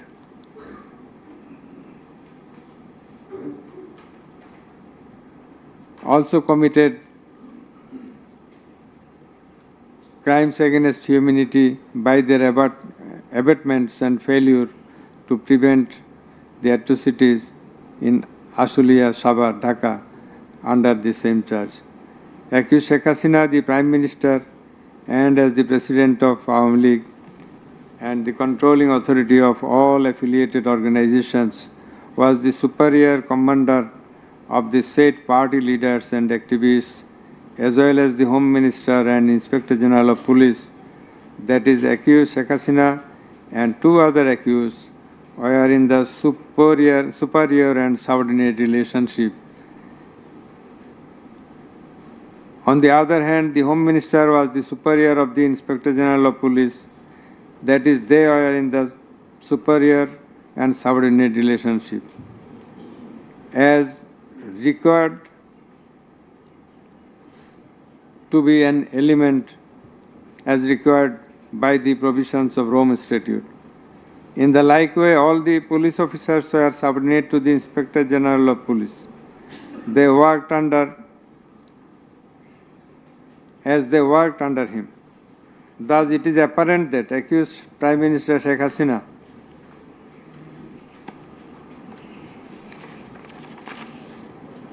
had superior control status over accused Asaduzzaman Khan Kamal and accused Chaudhuri Abdullah Al Mamun, whereupon it was her responsibility to take measures to prevent the atrocities in question, which continued for about a month. She did not also take any punitive measures against the perpetrators. In the like way, Home Minister Asaduজ্জামান Khan Kamal held superior command responsibility over the Inspector General of Police and successive other officers. And as such, he had the responsibility, superior command responsibility to prevent all of them from committing the atrocities and for taking punitive measures against the perpetrators. Thus, both the accused, Asaduজ্জামান Khan Kamal and Inspector General of Police Chaudhry Abdullah Al Mamun, they committed crimes against humanity by their abatement, that is facilitation, and their failure to prevent the atrocities committed by their underlings. And hence, they are liable to be punished under section 32A, 32G, 32H, 41B and 43 of the International Crimes Tribunals Act. Accused Sheikh Hasina is liable to be punished under section 32A, 32H, 41B and 43 of the International Crimes Tribunals Act 1973. It is obvious from the facts and circumstances delineated herein before that the law enforcers and the activists of ruling party Awami League, as well as its affiliated organizations, targeted the unarmed civilian protesters countrywide and accordingly attacked them. Therefore, in all the above discussed atrocities, the elements constituting crime against humanity have been fulfilled. The victim witnesses, the other witnesses and the investigating officer hailed the accused Prime Minister Sheikh Hasina, accused Home Minister Asaduজ্জামান Khan Kamal and accused Inspector General of Police Chaudhry Abdullah Al Mamun liable for the atrocities. It may be mentioned here that Mr. Chaudhry Abdullah Al Mamun, Inspector General of Police, has been tendered pardon on his application pursuant to section 15 of the Act with a view to obtaining his evidence. He is supposed to have been directly or indirectly concerned in or privy to any of the crimes specified in section 3 on condition of his making a full and true disclosure of the whole of the circumstances relative to the crime and to every other person concerned, whether as principal or abettor in the commission thereof. According to subsection 2 and 3 of section 15, he has been examined as a witness and detained in custody until today. It appears to the tribunal that he made a full and true disclosure of whole of the circumstances within his knowledge relative to the crime and to every other person concerned, both as principal and abettor in the commission thereof. He categorically admitted his involvement in the alleged acts and disclosed that a core committee consisting of Home Minister Asaduজ্জামান Khan Kamal himself used to hold meeting every day at the residence of accused Home Minister Asaduজ্জামান Khan Kamal to take decisions as to the necessary measures to face the movement of the students and to pass the instructions and to pass necessary instructions. He said that accused Prime Minister used to pass directions to the core committee in this regard. This accused also said that Sheikh Hasina directed them to use drone to trace the location of the protesters and to use helicopter and lethal weapons to kill the protesters. He mentioned that chain of command in the police service was not maintained. In most of the cases, the highest authority used to communicate or contact the mid-level officers like Additional Commissioner Harun Rashid, Additional Commissioner Monirul Islam. Accused Prime Minister Sheikh Hasina passed the direction in presence of Additional Deputy Commissioner Praloy Kumar Joardar during a core committee meeting. And as such, Joardar conveyed the direction to all the concerned officers throughout the country. Direction means the direction to use helicopter and lethal weapons as well as drones. Chaudhry Abdullah Al-Mamun also mentioned in his testimony that he had a clean image and track record throughout his service for long 36 years. There had been no allegation against him during his long tenure. He said that he feels remorseful and ashamed on seeing the atrocities in the videos displayed in the courtroom. He sought apology to the tribunal and to the people of the country. Although accused Chaudhry Abdullah Al-Mamun claimed to have made full disclosure of the circumstances,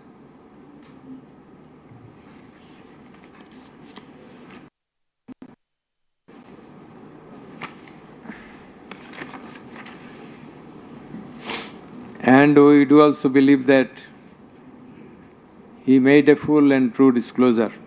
But the offences he committed and admitted is punishable with the capital sentence. And as such, in consideration of his disclosure and the gravity of the offences, we do incline to convict him and award him a lenient sentence, which will be declared later on. By the aforesaid acts and omissions, the accused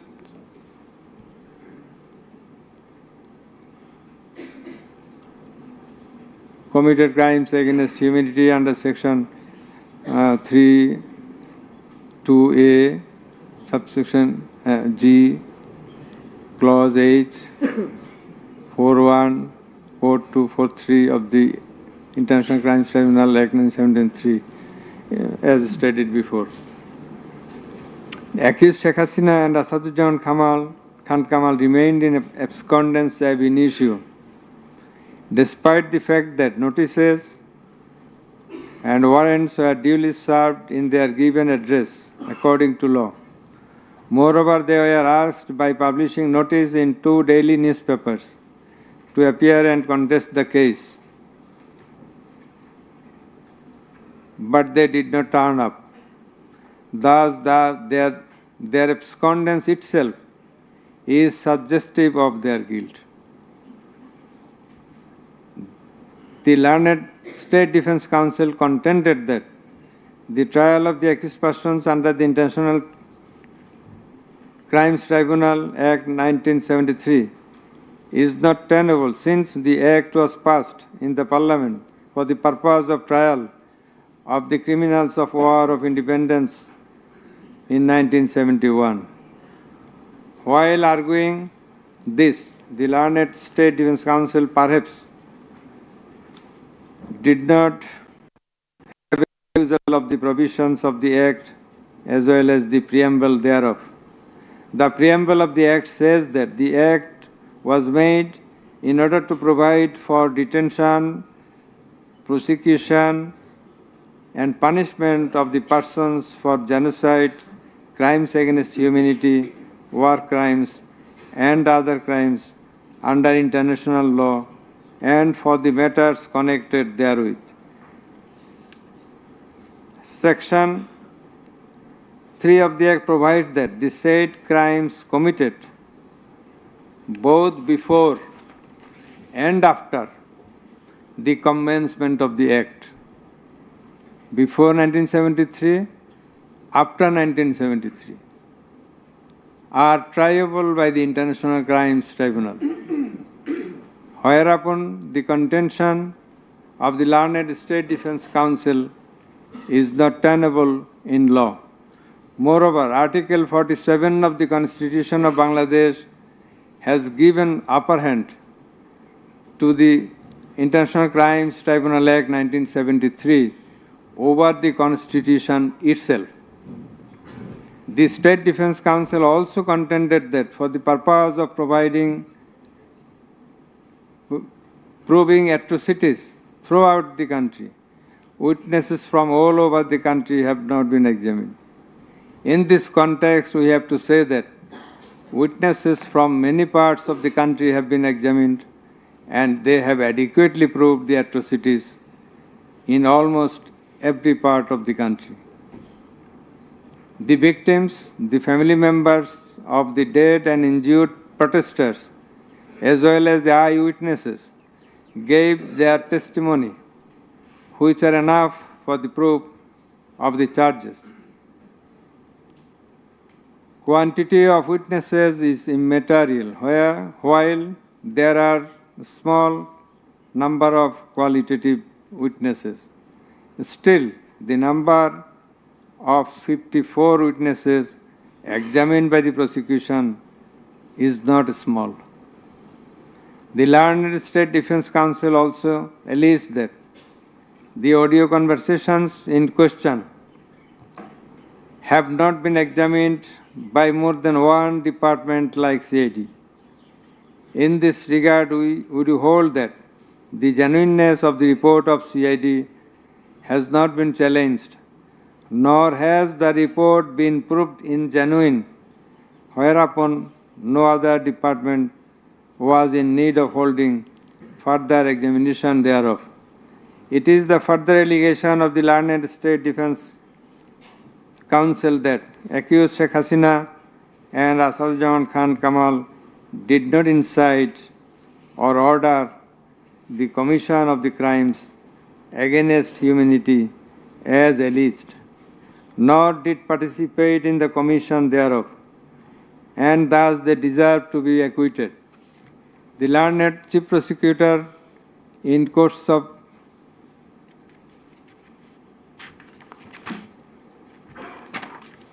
summing up,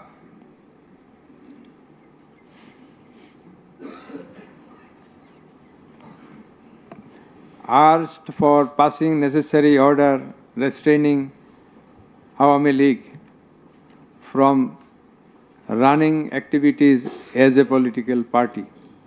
Although the prosecution depicted series of worst deeds of Awami League regime in the language of the prosecution, since achievement of independence of Bangladesh in 1971, the tribunal does not incline to discuss on this point, since this is not the issue of the instant case. It has come to the notice of the tribunal that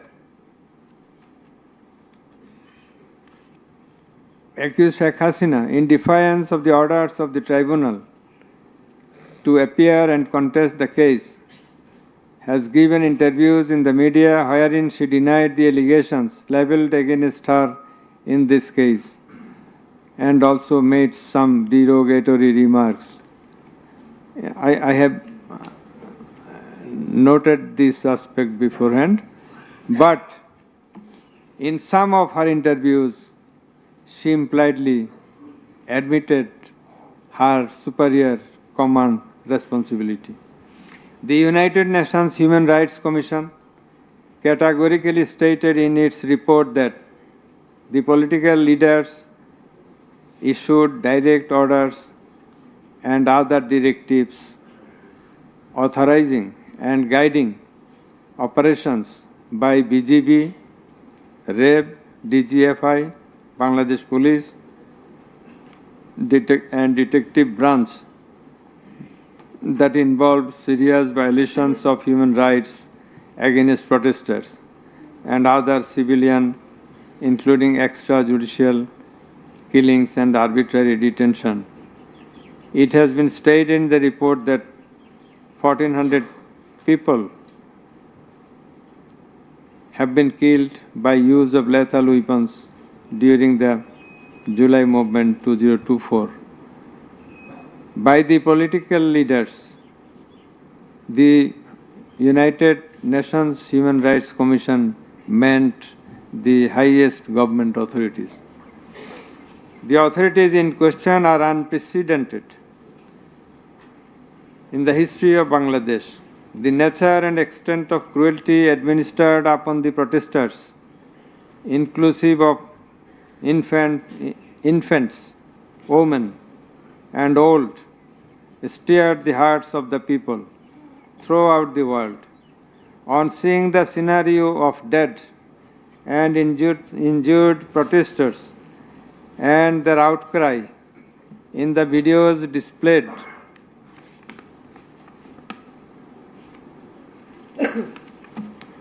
in the courtroom, and also seeing the victim witnesses in the courtroom,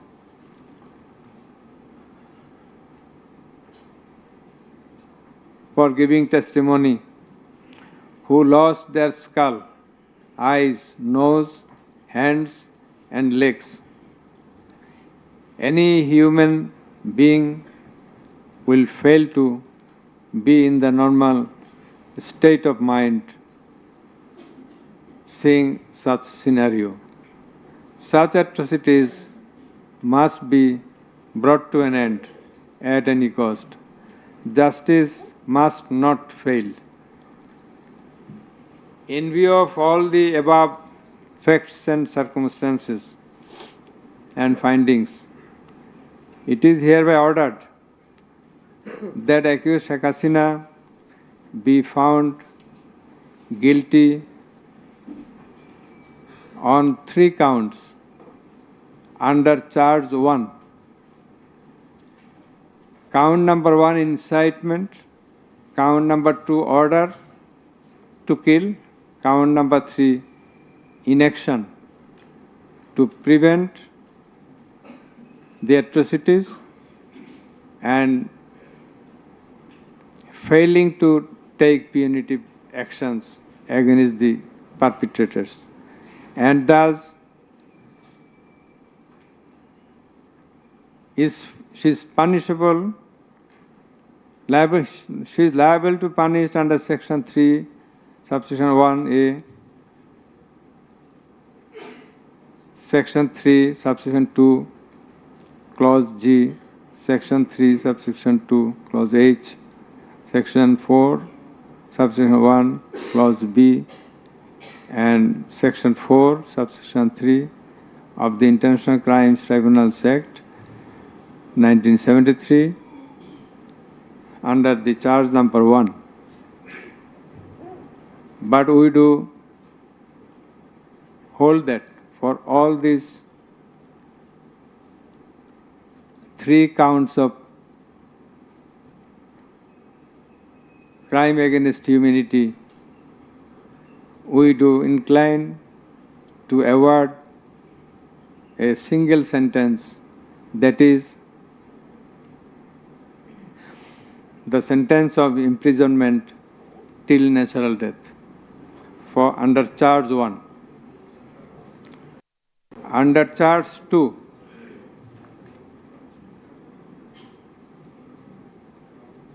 accused Sheikh Hasina is liable on 2 counts on one count. There are several counts for one count, that is passing the order for deploying drones, helicopters, and using lethal weapons to kill the protesters. She committed crime against humanity under Section 3, Subsection 2A and Section 4, Subsection 1B of the International Crimes Tribunal Act 1973.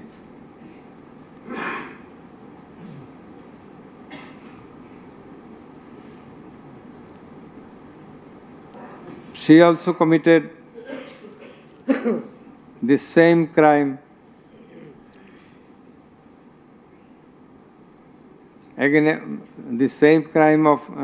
crime against humanity on the second count, killing 6 persons at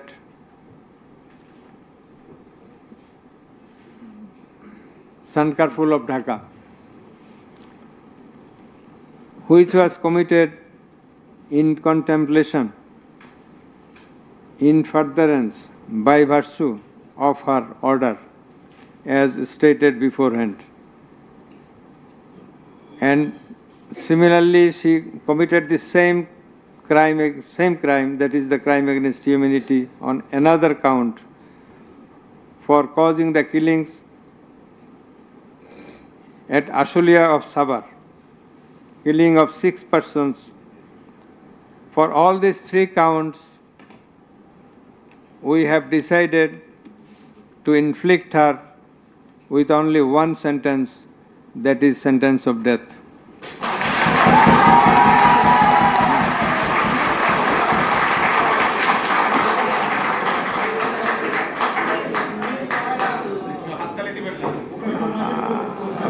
Please.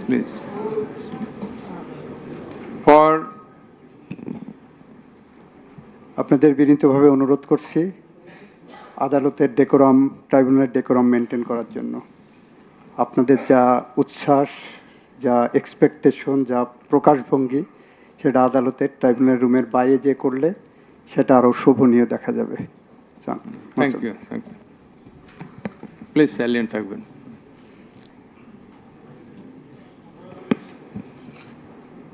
Accused Asaduzzaman Khan Kamal and accused Chaudhry Abdullah Al Mamun. Accused Asaduzzaman Khan Kamal is liable for committing crime against humanity for the occurrence of killing 6 persons at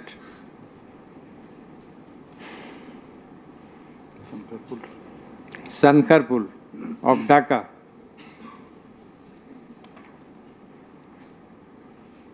In this occurrence, they are liable for committing crimes against humanity by their abatement and failing to prevent the atrocities, and also to failing to take necessary preventive measures, punitive measures, and thus Asaduzzaman Khan Kamal is held liable for the commission of crime against humanity under Section 32A, 32G, 32H, 41B, 43 of the International Crimes Tribunal Act 1973 for the commission of killing of 6 persons both at Sankarpur and 6 persons at Ashulia of Sabar. And for both the occurrences, he committed 4 counts of offences, crime against humanity, 4 times, by his abatement and failure to take necessary actions in Sankarpur, by his abatement and failure to take necessary action at Ashulia. So for all these 4 counts, we have decided to award a single sentence of death to Asaduzzaman Khan Kamal. As regards Chaudhry Abdullah Al Mamun, as I have elucidated before, he has contributed to the trial of this case by making full and true disclosure of the circumstances within his knowledge. Yet, he also admitted, and he was involved in all the occurrences throughout the 36 days of movement.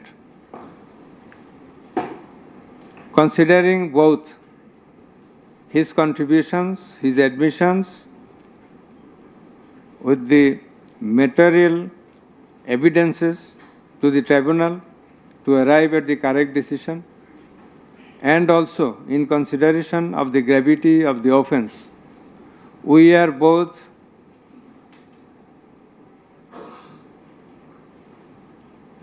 remitting his sentence and awarding a sentence with leniency. That is, the offences involve capital punishment. But for his contribution, we have decided to inflict him with the sentence of imprisonment for 5 years.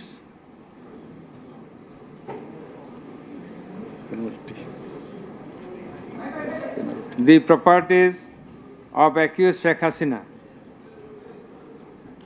and accused Asaduzzaman Khan Kamal in Bangladesh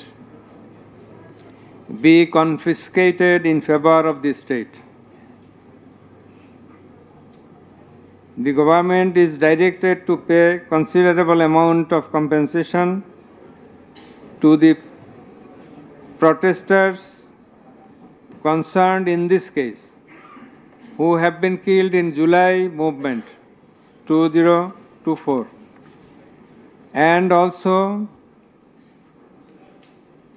to take measures to pay adequate compensation to the wounded protesters in consideration of the gravity of their injury and loss.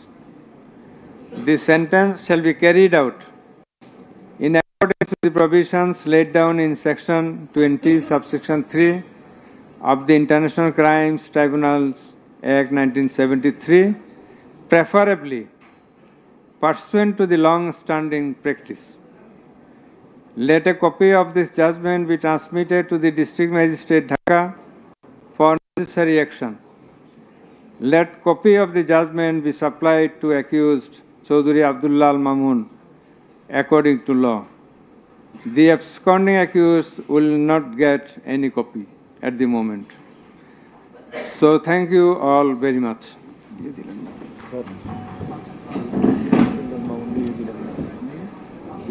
দিলেন